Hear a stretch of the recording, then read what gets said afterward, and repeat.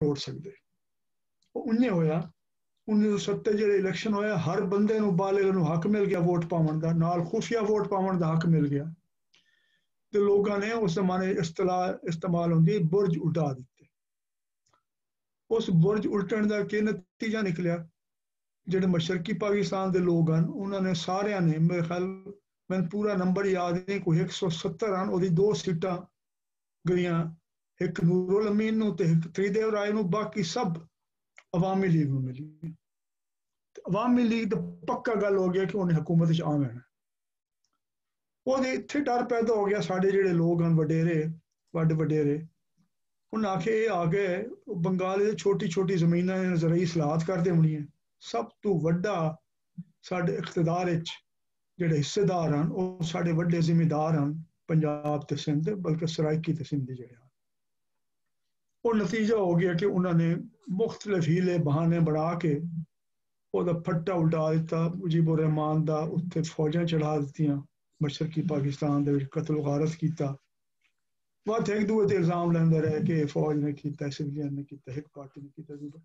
ये दुई लोग हाई गल लोगों ने जाहिर किया कि वह जमहूरियत चाहते हैं, तो वो पॉलिसियां नहीं चाहते जेडे लीडर ड्राइंग रूम में बह के गल करते रहते। एक गल ही लोग जमहूरियत नहीं चाहते, जेडे मशरकी पाकिस्तान के लोग हैं उन्हें उस जमहूरियत की बड़ी कीमत भी अदा की, खून के नाल खलोते रहे अपनी गल से डट के, कतल गारत होया, लोग मारे गए। ये दूआ वाकया जमहूरियत। उस तो बाद ये होया कि 2 सूबे दी हुकूमतां बलूचिस्तान ते सूबा सरहद आई उस जमाने में, उन्होंने लोगों ने कोई जड़ा है वो इख्तलाफ किया मरकज की हुकूमत नाल, अपना जमहूरी हक इस्तेमाल किया, सिंगड़ा है उन्होंने दोहां हुकूमतों की छुट्टी हो गई, उन्होंने छुट्टी होना कबूल कर लिया, उन्होंने वो मनिया नहीं, वो बलोचा ने हथियार चाले। हुण बलोच जड़ा है अपनी तारीख मेरे ख्याल घट तो घट 5 दफा हथियार चा चुके, अयूब खान के जमाने तो लैके जिले उन्होंने हथियार चाहे, लड़ाई शुरू हुई, वो साढ़े अफसरान जड़े वो वंज के कुरान लैके गए भी कुरान ते हाथ रख के तुम तले आ वंजो, लड़ाई बंद कर दो तो साड़ी थोड़ी सुलह हो गई। तो जिले उन्होंने सुलह कर ली कुरान ते इतबार किया कुरान ते, कुरान ले आवन वाले से 7 बंदे उन्होंने फांसी ला दी। तो जड़ी है लोगों ने जमहूरियत वास्ते वोट के जरिए भी लड़ाई की, बंदूक के जरिए भी लड़ाई की। 1968 तो लैके हुण तक वेख लो सड़कों ते कितनी बारी लोग आ चुके हैं, फैक्ट्रियां कितनी बारी हड़ताल हो चुकी हैं, सहाफी कितने बारी आके धरने दे चुके हैं, वो कम मुसलसल होंदा पे।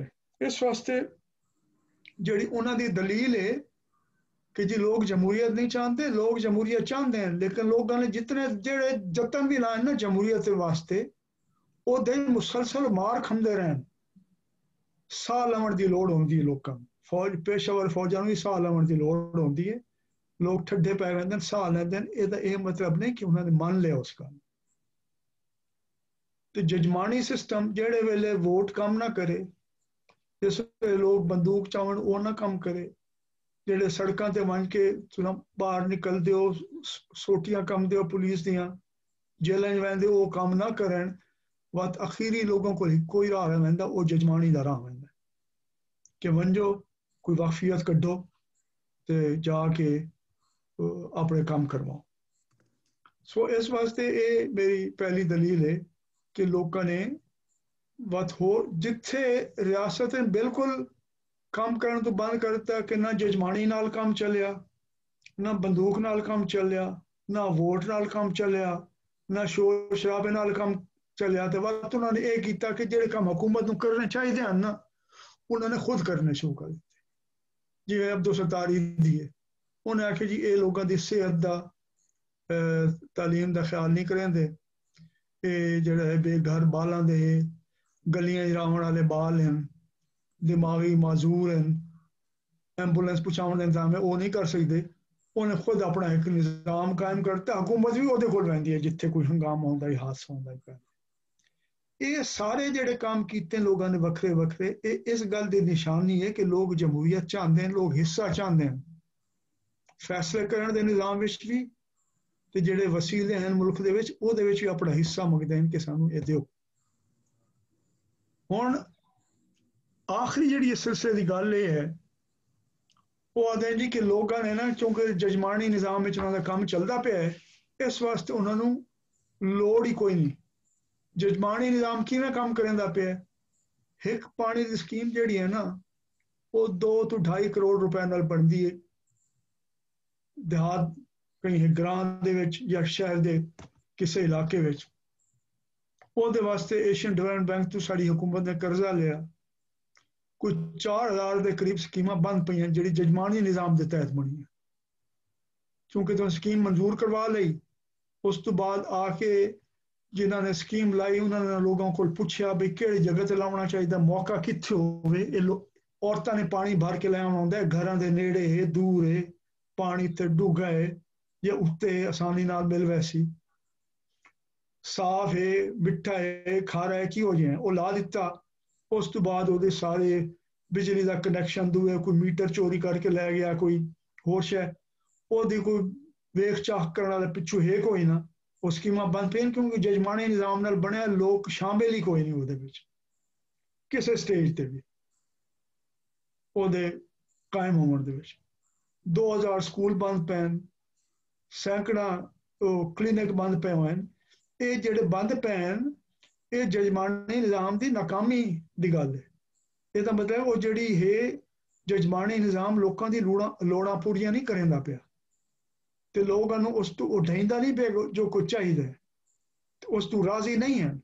इस वास्ते ये नतीजा कढ़ना कि इत्थों के लोग जमहूरीयत नहीं चाहते इत्थों के लोग जिहड़े हैं वो सुखी हैं उन्होंने मन लिया ये गल गलत है वो खिलाफ हुण भी लड़ाई होंदी पई है तो पहले दिहाड़े तो होंदी रही है जिहड़े दिहाड़े दा पाकिस्तान बनया पाकिस्तान बनने तो बाद जिहड़े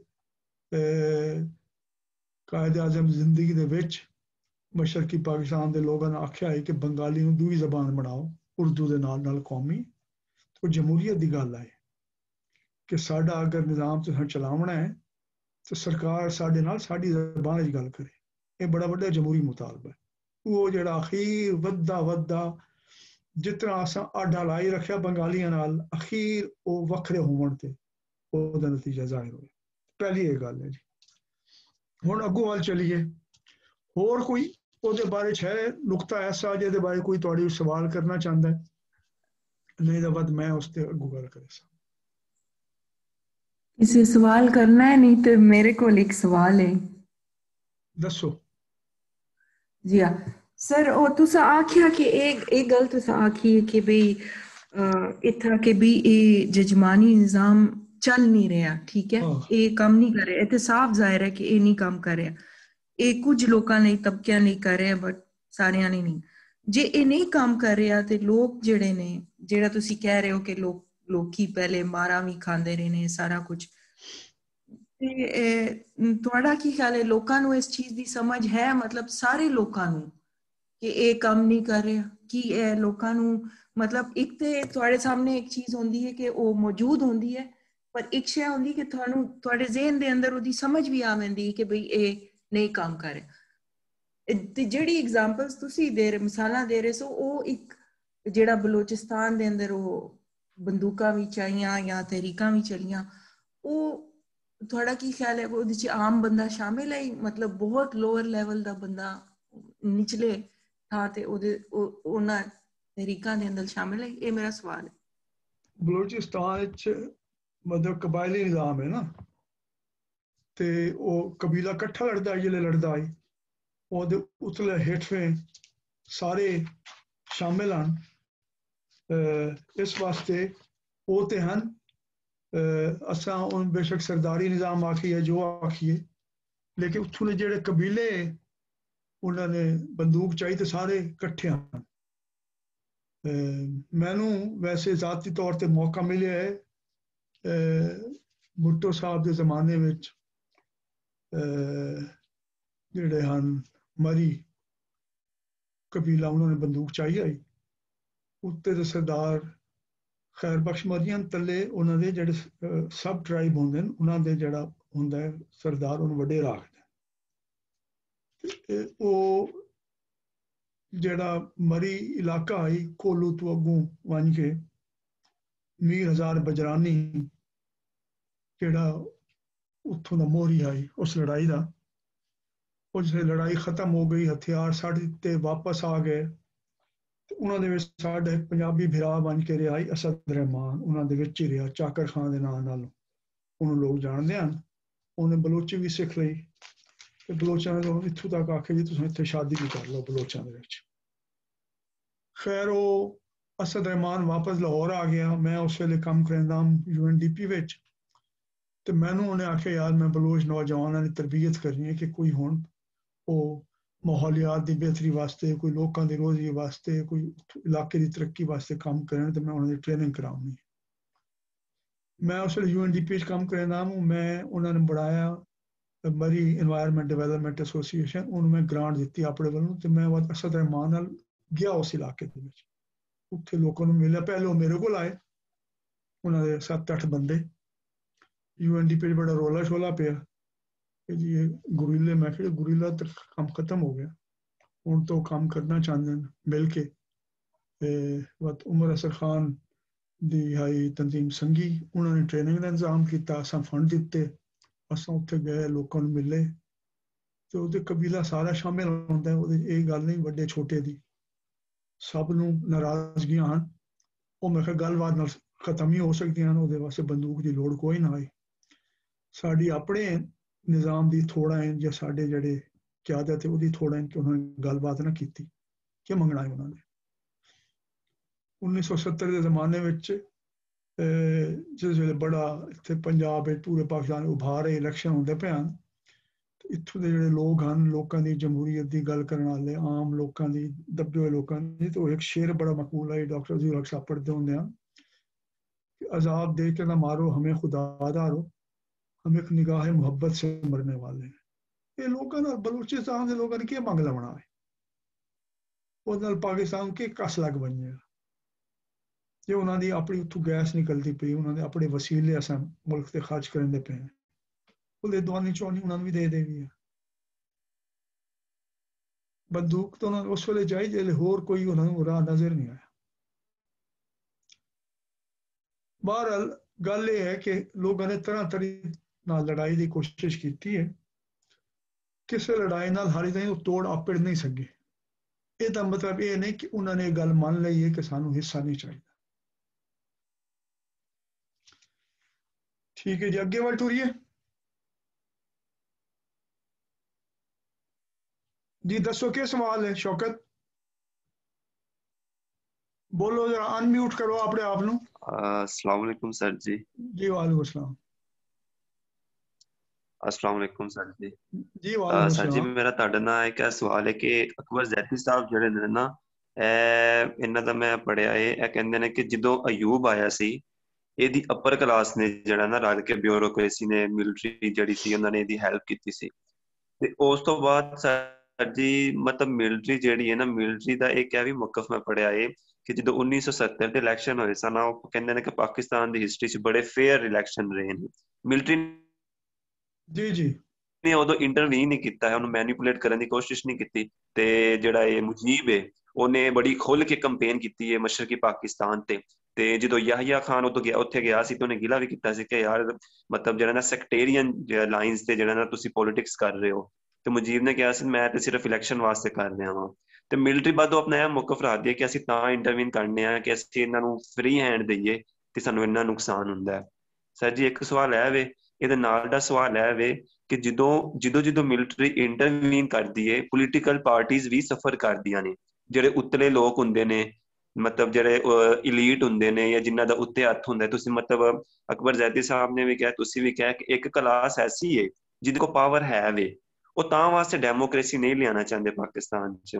ਲੇਕਿਨ ਜਦੋਂ ਮਿਲਟਰੀ ਆਉਂਦੀ ਹੈ, ਮਾਰਸ਼ਲ ਆਉਂਦਾ, ਉਹ ਵੀ ਤਾਂ ਸਫਰ ਕਰਦੇ ਨੇ। ਜਿਵੇਂ ਨਵਾਜ਼ ਸ਼ਰੀਫ ਸਾਹਿਬ ਨੂੰ ਕੱਢ ਦਿੱਤਾ ਗਿਆ, ਜਿਵੇਂ ਬੇਨਜ਼ੀਰ ਨੂੰ ਫਾਰਗ ਕਰ ਦਿੱਤਾ ਗਿਆ। ਤੇ ਇਹ ਲੋਕ ਫਿਰ ਖੁਦ ਆਪਣੀ ਪਾਰਟੀ ਵਿੱਚ ਜਿਹੜਾ ਹੈ ਉਹ ਕਿਉਂ ਨਹੀਂ ਡੈਮੋਕ੍ਰੇਸੀ ਲੈ ਕੇ ਆਉਂਦੇ ਆ? ਪਾਰਟੀ ਵਿੱਚ ਵੀ ਜਿਹੜਾ ਡਾਇਨੈਸਟਿਕ ਸਿਸਟਮ ਚੱਲਦਾ ਹੈ, ਇਹ ਦੋ ਜਿਹੜੇ ਨਾ ਉਹ ਨਹੀਂ ਉਹ ਤੁਹਾਡੀ ਗੱਲ ਸਹੀ ਹੈ। ਫੌਜ ਹਕੂਮਤ ਕਿਸੇ ਕਿਸੇ ਨਾ ਕਿਸੇ ਸਿਆਸੀ ਧੜੇ ਦੇ ਬਗੈਰ ਫੌਜ ਹਕੂਮਤ ਨਹੀਂ ਕਰ ਸਕਦੀ। ਉਹ ਧੜੇ ਉਹਨਾਂ ਨਾਲ ਕਿਉਂ ਮਿਲ ਜਾਂਦੇ ਹਨ? ਕਿਉਂਕਿ ਉਹਨਾਂ ਦੀ ਆਪਸ ਵਿੱਚ ਰਸਾਕਸ਼ੀ ਹੁੰਦੀ ਹੈ। ਜਿਸ ਵੇਲੇ ਫੌਜ ਆਉਂਦੀ ਹੈ, ਜਿਹੜੇ ਧੜੇ ਦੀ ਹਕੂਮਤ ਹੁੰਦੀ ਹੈ ਉਹਦੀ ਛੁੱਟੀ ਹੋ ਜਾਂਦੀ ਹੈ, ਦੂਆ ਫੌਰਨ ਤਿਆਰ ਹੁੰਦੇ ਮਿਲ ਕੇ ਹਾਰ ਸ਼ਾਰ ਲੈ ਕੇ ਖਲੋਤੇ ਹੁੰਦੇ ਨੇ, ਹਾਂ ਜੀ ਅਸਾਂ ਆ ਗਏ ਜੀ। ਉਹਦੀ ਵਜ੍ਹਾ ਇਹ ਹੈ ਕਿ ਇਹ ਇੱਕ ਧੜਾ ਕਿਉਂ ਮਿਲ ਪੈਂਦਾ ਹੈ ਤੇ ਦੂਏ ਦੇ ਖਿਲਾਫ? ਕਿਉਂਕਿ ਜਿਹੜਾ ਹੈ ਨਾ ਜਲੇਬੀਆਂ ਤਕਸੀਮ ਕਰਨ ਦਾ ਕੰਮ ਉਹ ਰਿਆਸਤ ਦੇ ਕੋਲ ਹੈ। ਲਾਇਸੈਂਸ ਦਿੰਦੇ ਹਨ, ਪਰਮਿਟ ਦਿੰਦੇ ਹਨ, ਕਰਜ਼ੇ ਦਿੰਦੇ ਹਨ, ਕਰਜ਼ੇ ਮਾਫ ਕਰ ਦਿੰਦੇ ਹਨ ਕਰੋੜਾਂ ਦੇ, ਥਾਣੇ ਕਚਹਿਰੀ ਦੇ ਵਿੱਚ ਮੁਕੱਦਮੇ ਖਾਰਿਜ ਕਰਵਾ ਦਿੰਦੇ ਹਨ, ਜ਼ਮੀਨਾਂ ਅਤੀਏ ਦੇ ਤੌਰ ਤੇ ਦੇ ਦਿੰਦੇ ਹਨ। ਉਹਨਾਂ ਦੇ ਕੋਲ ਇਹ ਸਾਰੇ ਮਾਮਲਾਤ ਜਿਹੜਾ ਹੈ ਨਾ ਇਹ ਉਹਨਾਂ ਦੇ ਹੱਥ 'ਚ ਹਨ। ਇਸ ਵਾਸਤੇ ਉਹ ਧੜਾ ਮਿਲ ਪੈਂਦਾ। ਜਿਹੜਾ ਧੜਾ ਮਿਲ ਗਿਆ ਮੰਨ ਕੇ ਉਹਨੇ ਆਖਿਆ ਜੀ ਮੈਨੂੰ ਇਹ 10 ਮੁਰੱਬੇ ਜ਼ਮੀਨ ਲੇਸਤੀ ਦੇ ਦਿਓ, ਸਰਕਾਰੀ ਪਈ ਹੋਈ ਹੈ, ₹1 ਮਹੀਨਾ ਦੇ ਉੱਤੇ ਜਾਂ ₹100 ਮਹੀਨਾ ਤੇ ਜਾਂ ₹1000 ਮਹੀਨਾ ਵੀ ਹੋਵੇ। ਉਹ ਸਰਕਾਰ ਕੋਲ ਬੇਸ਼ੁਮਾਰ ਚੀਜ਼ਾਂ ਹਨ ਉਹਨਾਂ ਨੂੰ ਖਵਾਉਣ ਪਿਵਾਉਣ ਵਾਸਤੇ। ਉਹਨਾਂ ਨੂੰ ਸਿਆਸਤ ਵਾਸਤੇ ਪੈਸੇ ਚਾਹੀਦਾ ਹੁੰਦਾ, ਪੈਸੇ ਵਾਸਤੇ ਇਹ ਚਾਹੀਦਾ ਹੁੰਦਾ, ਸਰਕਾਰ ਦੇ ਸਿਰ ਤੇ ਹੱਥ ਰੱਖਣਾ। ਇਸ ਵਾਸਤੇ ਮਿਲ ਪੈਂਦੀਆਂ, ਸਿੱਧੀ ਸਾਦੀ ਗੱਲ ਹੈ। ਜਿਹਨਾਂ ਨੂੰ ਮਾਰ ਖਾਂਦੇ ਹਨ ਉਹ ਸ਼ੋਰ ਮਚਾਉਂਦੇ ਰਹਿੰਦੇ, ਬਸ ਉਹਨਾਂ ਦੀ ਵਾਰੀ ਆ ਜਾਂਦੀ ਜਦੋਂ ਫੌਜ ਚਲੀ ਪੈਂਦੀ। ਜੇ ਰਲ ਕੇ ਖਲੋਵਣ ਸਾਰੇ ਤੇ ਵੱਧ ਫੌਜ ਦੀ ਜਗ੍ਹਾ ਨਾ ਬਣੇ। ਲੋਕ ਜਿਹੜੇ ਹਨ, ਲੋਕਾਂ ਨੇ ਤਾਂ ਉਹ ਵੇਖਣਾ ਹੁੰਦਾ ਬਈ ਕਿਹੜੇ ਹਾਲਾਤ ਵਿੱਚ ਕਿਹੜੇ ਤਰੀਕੇ ਨਾਲ ਵਕਤ ਆਪਣਾ ਕੰਮ ਕਢਵਾ ਸਕਦੇ ਹਨ ਉਹਦਾ। ਲੇਕਿਨ ਇਹ ਮਤਲਬ ਨਹੀਂ ਲੋਕ ਜਮਹੂਰੀਅਤ ਨਹੀਂ ਚਾਹੁੰਦੇ। ਦੂਆ ਸਵਾਲ ਤੁਹਾਡਾ ਕੀ ਹੈ ਸ਼ੌਕਤ? ਸਰ ਦੂਸਰਾ ਸਵਾਲ ਮੇਰਾ ਇਹ ਵੇ ਕਿ ਮਸਲਨ ਮਤਲਬ ਕੇਸ ਦੇ ਤੌਰ ਤੇ ਗੱਲ ਕਰ ਲੈਂਦੇ ਹਾਂ, ਕੋਈ ਪਾਰਟੀ ਬੁਨਿਆਦ ਤੇ ਨਹੀਂ ਹੈ ਕਿ ਜਦੋਂ ਨਵਾਜ਼ ਸ਼ਰੀਫ ਸਾਹਿਬ ਹਕੂਮਤ ਵਿੱਚ ਸਾਂ ਜਾਂ ਹੁਣ ਜਦੋਂ ਬਾਜਵਾ ਸਾਹਿਬ ਦੀ ਐਕਸਟੈਂਸ਼ਨ ਦਾ ਮਾਮਲਾ ਸੀ, ਉਦੋਂ ਨੂਨ ਲੀਗ, ਹਾਲਾਂਕਿ ਨਵਾਜ਼ ਸ਼ਰੀਫ ਜਦੋਂ ਨਵਾਜ਼ ਸ਼ਰੀਫ ਨੇ ਮੁਸ਼ਰਫ ਤੇ ਪ੍ਰਿਜ਼ਨ ਦਾ ਕੇਸ ਸ਼ੁਰੂ ਕੀਤਾ ਆ ਕੇ ਸੁਪਰੀਮ ਕੋਰਟ ਵਿੱਚ, ਤੇ ਉਦੋਂ ਫੌਜ ਨੂੰ ਬੜੀ ਤਕਲੀਫ ਹੋਈ ਕਿ ਮਤਲਬ ਜਿਹੜਾ ਨਾ ਹੈ ਪੁਰਾਣੇ ਜਿਹੜਾ ਨਾ ਉਹ ਖੋਤੇ ਫੇਰ ਜਿਹੜਾ ਉਹ ਖੁੱਲ੍ਹ ਲੱਗੇ ਨੇ ਤੁਸੀਂ, ਤੇ ਉਹਨਾਂ ਨੇ ਨਵਾਜ਼ ਸ਼ਰੀਫ ਨੂੰ ਫੜ ਕੇ ਬਾਹਰ ਕੱਢ ਦਿੱਤਾ। ਲੇਕਿਨ ਜਦੋਂ ਨਵਾਜ਼ ਸ਼ਰੀਫ ਨੂੰ ਬਾਹਰ ਕੱਢਤਾ, ਨਵਾਜ਼ ਸ਼ਰੀਫ ਨੂੰ ਸਮਝ ਆਈ ਤੇ ਨਵਾਜ਼ ਸ਼ਰੀਫ ਨੇ ਬਜਾਏ ਜਿਹੜਾ ਨਾ ਉਹ ਮਿਲ ਕੇ ਖਿਲਾਫ ਖੜੇ ਹੋਣ ਦੇ, ਜਮਹੂਰੀਅਤ ਦੇ ਵੱਲ ਆਉਣ ਦੇ, ਪਿੱਛੇ ਵੀ ਬਹੁਤ ਸਾਰੀਆਂ ਪੋਲੀਟੀਕਲ ਪਾਰਟੀਆਂ ਦਾ ਇਹੀ ਜਿਹੜਾ ਨਾ ਉਹ ਤਰੀਕਾ ਰਹਿੰਦਾ ਹੈ। ਤੇ ਨਵਾਜ਼ ਸ਼ਰੀਫ ਸਾਹਿਬ ਨੇ ਬਾਜਵਾ ਸਾਹਿਬ ਦੀ ਐਕਸਟੈਂਸ਼ਨ ਵਿੱਚ ਨੂਨ ਲੀਗ ਨੇ ਪੀਪਲ ਪਾਰਟੀ ਨੇ ਮਿਲ ਕੇ ਜਿਹੜਾ ਵੋਟ ਦੇ ਕੇ ਸਮਝੌਤੇ ਤੇ ਜਿਹੜਾ ਨਾ ਪੋਲੀਟਿਕਸ ਵਾਪਸ ਆਈ ਜਾਂਦੀ ਹੈ।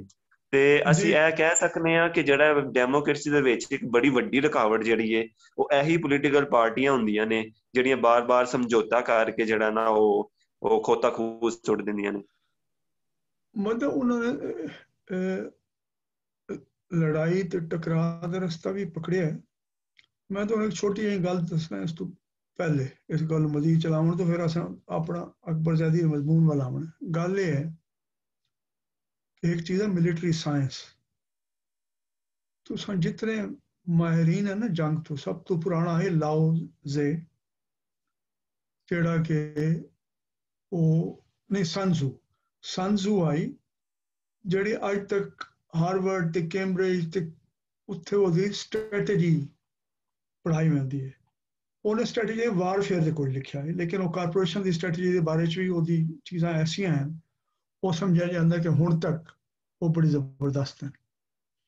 ਉਸ ਤੋਂ ਲੈ ਕੇ ਹੁਣ ਤੱਕ ਜਿਹੜੇ ਲੋਕ ਹਨ ਜਿਨ੍ਹਾਂ ਨੇ ਮਿਲਟਰੀ ਸਾਇੰਸ ਦੇ ਬਾਰੇ ਲਿਖਿਆ ਜਾਂ ਜਿਹੜੇ ਜਰਨੈਲ ਹਨ, ਉਹਨਾਂ ਦਾ ਇੱਕ ਗੱਲ ਤੇ ਇਤਫਾਕ ਹੈ ਜੰਗ ਦੇ ਦੇ ਬਾਰੇ ਕਿ ਨੈਵਰ ਫਾਈਟ ਅ ਲੂਜ਼ਿੰਗ ਵਾਰ, ਕਿ ਪੇਸ਼ਾਵਰ ਫੌਜਾਂ ਵੀ ਜਿਹੜੀਆਂ ਨਾ, ਜਿਹੜਾ ਜਰਨੈਲ ਅਕਲਮੰਦ ਹੁੰਦਾ ਹੈ, ਸਿਆਣਾ ਹੁੰਦਾ ਹੈ, ਬੜਾ ਕਾਮਯਾਬ ਹੁੰਦਾ ਹੈ, ਉਹ ਕਦਾਂ ਹੀ ਉਹਨੂੰ ਪਤਾ ਹੋਵੇ ਜੰਗ ਹਾਰ ਪੈਣੀ ਹੈ ਤੇ ਉਹ ਨਹੀਂ ਲੜਦਾ, ਕਿਉਂਕਿ ਇੱਕ ਤਾਂ ਹਾਰ ਗਏ, ਦੂਆ ਉਹਨਾਂ ਦਾ ਹੌਸਲਾ ਪਸਤ ਹੋਵੇ ਦਾ ਲੜਨ ਵਾਲਿਆਂ ਦਾ, ਆਇੰਦਾ ਲੜਨ ਵਾਸਤੇ ਲੋਕ ਤਿਆਰ ਨਹੀਂ ਹੁੰਦੇ। ਇਸ ਵਾਸਤੇ ਇਹ ਹੁੰਦਾ ਕਿ ਛੋਟੀ ਲੜਾਈ ਲੜ ਕੇ ਜੀਤ ਲਓ ਤੇ ਵੱਡੀ ਲੜਾਈ ਲੜ ਕੇ ਨਾ ਹਾਰੋ। ਇਸ ਵਾਸਤੇ ਉਹ ਤਾਂ ਹੀ ਆਦੇ ਨੇ ਸਿਆਸਤ ਦੇ ਜੀ ਕਿ politics art of the possible. ਤੇ ਇਹ ਗੱਲ ਨਹੀਂ ਹੈ ਸ਼ੌਕਤ, ਜਿਸ ਵੇਲੇ ਜ਼ਿਆਉਲ ਹਕ ਸਾਹਿਬ ਨੇ ਹਕੂਮਤ ਬਣਾਈ, ਦਸਤੂਰ ਨੂੰ ਤਬਦੀਲ ਕੀਤਾ, ਉਹ ਨਾਮ ਨਿਹਾਦ ਮਜਲਿਸ ਸ਼ੂਰਾ ਬਣਾ ਦਿੱਤੀ, ਉਹਦਾ ਪੀਪਲਸ ਪਾਰਟੀ ਨੇ ਬਾਈਕਾਟ ਕੀਤਾ, उस बाईकाट का यह नुकसान होया कि वो जो असैंबली बह के रोला शोला पाने का मौका ही वो भी खत्म हो गया। रियासत के इख्तियार इतने मीडिया तो उन्होंने कंट्रोल होता ही उस जमाने टीवी के उत्ते भी अखबारों से भी उन्होंने को कोई जा ही नहीं रही जिथे रह के शोर पा सकन। इस ते उन्होंने यह सबक सीखा कि नहीं असा इलेक्शन हर सूरत लड़ने भावें धांधली होवे भावें ठीक होवे ते असा इस हुकूमती निज़ाम तो बाहर नहीं रहना। ये उन्होंने बाद दुई पार्टी ने भी तजर्बा किया उन्होंने भी यह सबक सीखा। सो ये मतलब नहीं है कि उन्होंने इस गल मान लिया वो मौका माल के हिसाब नाल उन्होंने फैसला करना होंगे। दूई गल ये है कि पीपल्स पार्टी ने इतनी लंबी लड़ाई लड़ी ज़ियाउल हक के खिलाफ बड़ा जुल्म किया उन्होंने भुट्टो साहब को फांसी भी ला दी। उस तो बाद बेनज़ीरियत हुकूमत आई तो हुकूमत बनाने वास्ते गिनती पूरी करनी आई तो वो लोग जो ज़ियाउल हक की पार्लीमेंट बैठे हैं उन्होंने पीपल्स पार्टी अंदर शामिल कर लिया। इस वास्ते ये पेचीदा मैं इससे होर मजीद गल नहीं करना चाहता। मैं ये आखना चाहना कि लड़ाई सियासतदान भी लोग भी लड़ते भी रहन हारते भी रहन लड़ाई चलती पई हाले तक। इस तो ये नतीजा नहीं कढ़िया बन सकता कि लोग जमहूरीयत नहीं चाहते। लोग हार क्यों मानते हैं तो लोग किवें लड़ाई जीत सकते हैं केड़ी लड़ाई जीत सकते हैं वो एक अलग मजमून है उस पर बहुत गल करने की लोग। मैं उस पर गल करना नहीं चाहता लेकिन वह तरीका होर होंदा है जिहदे अखीर कामयाबी भी होंदी है। माओ ज़ेतुंग ने बड़ा सोहना एक लिखा स्ट्रैटेजी ऑफ गुरिल्ला वारफेयर ਉਹਦੇ मिलिटरी राइटर्स माओ ज़ेतुंग ਦੇ ਵੀ ਹਨ ਜਿਵੇਂ सन तजू ਦੇ ਹਨ। ਉਹਨੇ ਜਿਹੜੀ ਗੁਰੀਲਾ जंग के बारे गल कीतियां ना है वो आम सियासी ते जमहूरी जंग के बारे बड़े जबरदस्त हैं। वो 4 असूल हैं ਜਿਹੜੇ माओ ज़ेतुंग ने बयान किए हैं चाहे तुसा गुरीला लड़ाई लड़ो ना लड़ो आम सियासी लड़ाई लड़ो। ਉਹਦਾ पहला ये आखना है कि सानू दुश्मन ते कुवत ये हासिल है उन्होंने छावनी ला के जाहिर होके अपनी कुवत विखावनी है। इस वास्ते जी एक छावनी बनी होवे असले दे डिपू बने होवे फौजा ने वर्दी पाई होवे उन्होंने कोई लुक छुप के बंदा आके हमला करे वो बड़ा आसान हो जाता वल्नरेबल हो जाता वो लुक तो नहीं सकते।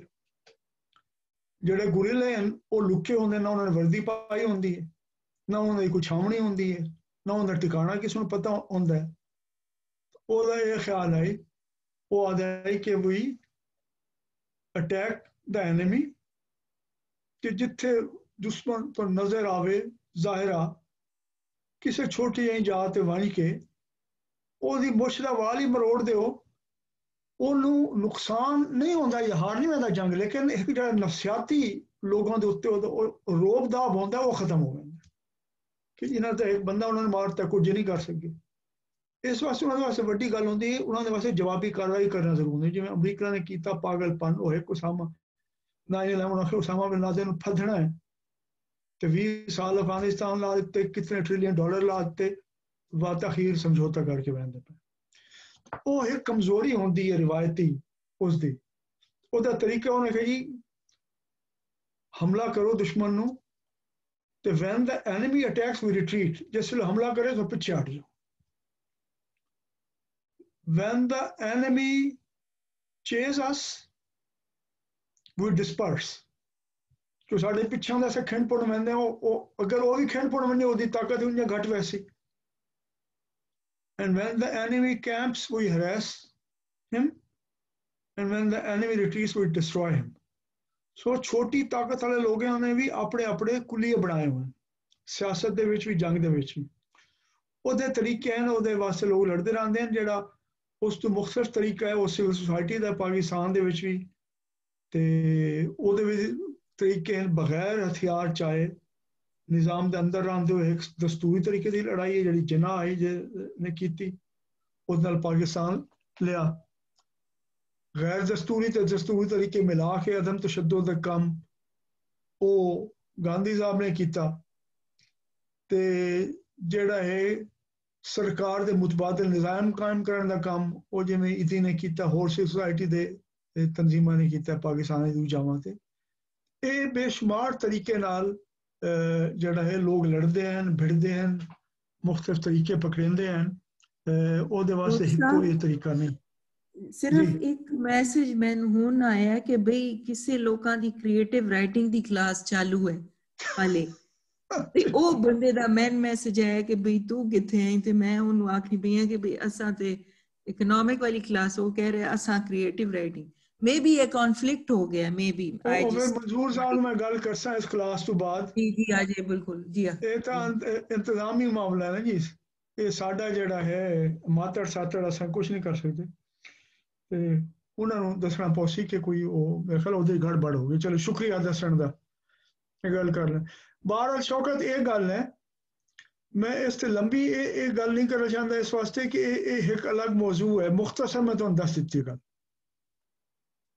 ते मैं आखना ये चाहना कि रियासत दे पिछों ਜਿਹੜੇ ਜਜਮਾਨੀ ਦੇ ਪਿੱਛੋਂ ਵਹਿੰਦੇ ਹਨ ਸਾਡੇ ਵੱਡੇ ਮੇਲ ਦੇ ਲੋਕ, ਤਕੜੇ ਲੋਕ, ਵੱਡੇ ਜ਼ਿਮੀਂਦਾਰ, ਸਰਮਾਇਆਦਾਰ, ਕਾਰੋਬਾਰੀ ਲੋਕ, ਉਹ ਇਸ ਵਾਸਤੇ ਵਹਿੰਦੇ ਹਨ ਜਿਹੜਾ ਸਾਡਾ ਮੁਹਾਵਰਾ ਹੈ ਜ਼ਬਾਨ ਵਿੱਚ ਕਿ ਲੱਸੀ ਵਾਲਾ ਘਰ ਹੋਵੇ, ਹਰ ਕਿਸੇ ਨੇ ਲੱਸੀ ਲਾਉਣੀ ਉੱਥੋਂ ਆਣੀ, ਕਿਉਂਕਿ ਲੱਸੀ ਵਾਲਾ ਘਰ ਹੈ ਤੇ ਉੱਥੇ ਕਤਾਰ ਬਣਾ ਕੇ ਖਲੋਤੇ ਹੁੰਦੇ ਨੇ ਜੀ ਸਾਨੂੰ ਹੀ ਦੇ ਦਿਓ ਲੱਸੀ, ਦੇ ਦਿਓ, ਕੋਈ ਮੱਖਣ ਹੈ ਤੇ ਮੱਖਣ ਵੀ ਦੇ ਦਿਓ ਉਹਦੇ ਵਿੱਚ।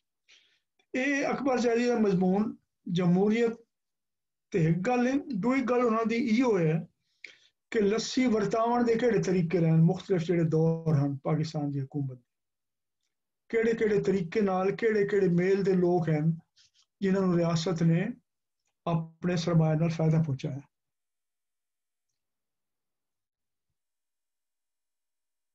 ठीक है नहीं सुमेरा रस्सी वाला घर, ठीक है गल, क्योंकि असं अपने मुहावरे की गल करनी है, ये पेट्रनेज की ਉਹਦਾ ਹੀ ਤल्लुक है भी लस्सी वाला घर, या तुम पूछना चाहते हो लस्सी वाला घर क्या होता है? अच्छा जी, हुण जिहड़ा है वो पहला दौर आई 1947 तो लैके 1958 तक। उन्होंने ये आख्या जी कि इत्थे वक्त उन्होंने अकबर ज़ैदी साहब ने यह गल की है वो जमहूरीत के हक दलील देने वास्ते, क्योंकि मुहाजिरां ने बड़ा हिस्सा लिया पाकिस्तान बनावन दे विच, ते उन्हां दी जड़ां कोई ना आन इस धरती दे विच, इस वास्ते उन्होंने जमहूरीत वास्ते काम नहीं किया। इस ते मैं छोटी जी गल करे सां, मैं ज़्यादा गल नहीं करनी। ये भी उन्हां दी गल नाल मैं इस वजह इख्तलाफ है अकबर ज़ैदी साहब दी कि वो जिहड़े मुहाजिर बेचारे आए ब्यूरोक्रेसी दे विच कोई थोड़ी लोग गए उन्हां दे तादाद विच, ताकत उन्होंने हाथ च कोई ना आए, फौज पंजाबी आई ते वड्डे पंजाबी पठान छोटे हिस्सेदार हुण तक वो है, ज्यादा वड्डा हिस्सा पंजाबियों का है। अंग्रेज की फौज भी पंजाबी मुसलमानों की फौज है। दूआ उस तो बाद वड्डे जिम्मेदार हैं जिहड़े सराइकी हैं ते सिंधी हैं, वो सियासी ताकत उन्हां कोल आई, वो जिहड़े उन्हां दी जड़ां जमीन दे विच भी हैं, कोई थाउं दे वसनीक हैं, उन्होंने हाथ ताकत आई। इस वास्ते वजाहत नहीं होती कि जनाब जमहूरियत इस वजह तो नहीं हुई कि जो बंदे उत्थों आए उत्तर प्रदेश तो या बाकी हिंदुस्तान तो उत्थों आ गए तो उन्होंने जड़ा कोई ना, उन्होंने हाथ ताकत बहुत घट आई, वो मतलब दफ्तरी बाबू की ताकत आई और कोई ना आए। बहरहाल वो जमहूरियत की गल नहीं। हुण जिहड़ी अगली उन्होंने गल की है कि पहला ਜਿਹੜੇ 10-11 साल हैं ना ਉਹਦੇ ਵਿੱਚ ਹਾਲੇ ਮਨਸੂਬਾਬੰਦੀ ਦਾ ਬਕਾਇਦਾ ਕੰਮ ਨਹੀਂ ਸ਼ੁਰੂ ਹੋਇਆ, ਲੇਕਿਨ ਜਿਹੜੇ ਲੋਕ ਸਾਡੀ ਹਕੂਮਤ ਵਿੱਚ ਫੈਸਲਾ ਕਰਨ ਵਾਲੇ ਹਨ ਉਹਨਾਂ ਨੇ ਆਖਿਆ ਕਿ ਸਾਡੀ ਤਰੱਕੀ ਅਸਾਂ ਦੋ ਚੀਜ਼ਾਂ ਦੀ ਕਰਨੀ ਹੈ, ਇੱਕ ਸਨਅਤਕਾਰੀ ਕਰਨੀ ਹੈ ਤੇ ਦੂਆ ਅਸਾਂ ਵੱਡੇ ਜ਼ਿੰਮੇਦਾਰ ਦੀ ਮਦਦ ਕਰਕੇ ਉਹਦੀ ਜ਼ਰਾਅਤ ਨੂੰ ਤਰੱਕੀ ਦੇਣੀ ਹੈ। ਇਸ ਵਾਸਤੇ ਪੈਸੇ ਜ਼ਿਆਦਾ ਉਹਦੇ ਉੱਤੇ ਖਰਚ ਹੁੰਦੇ ਨੇ।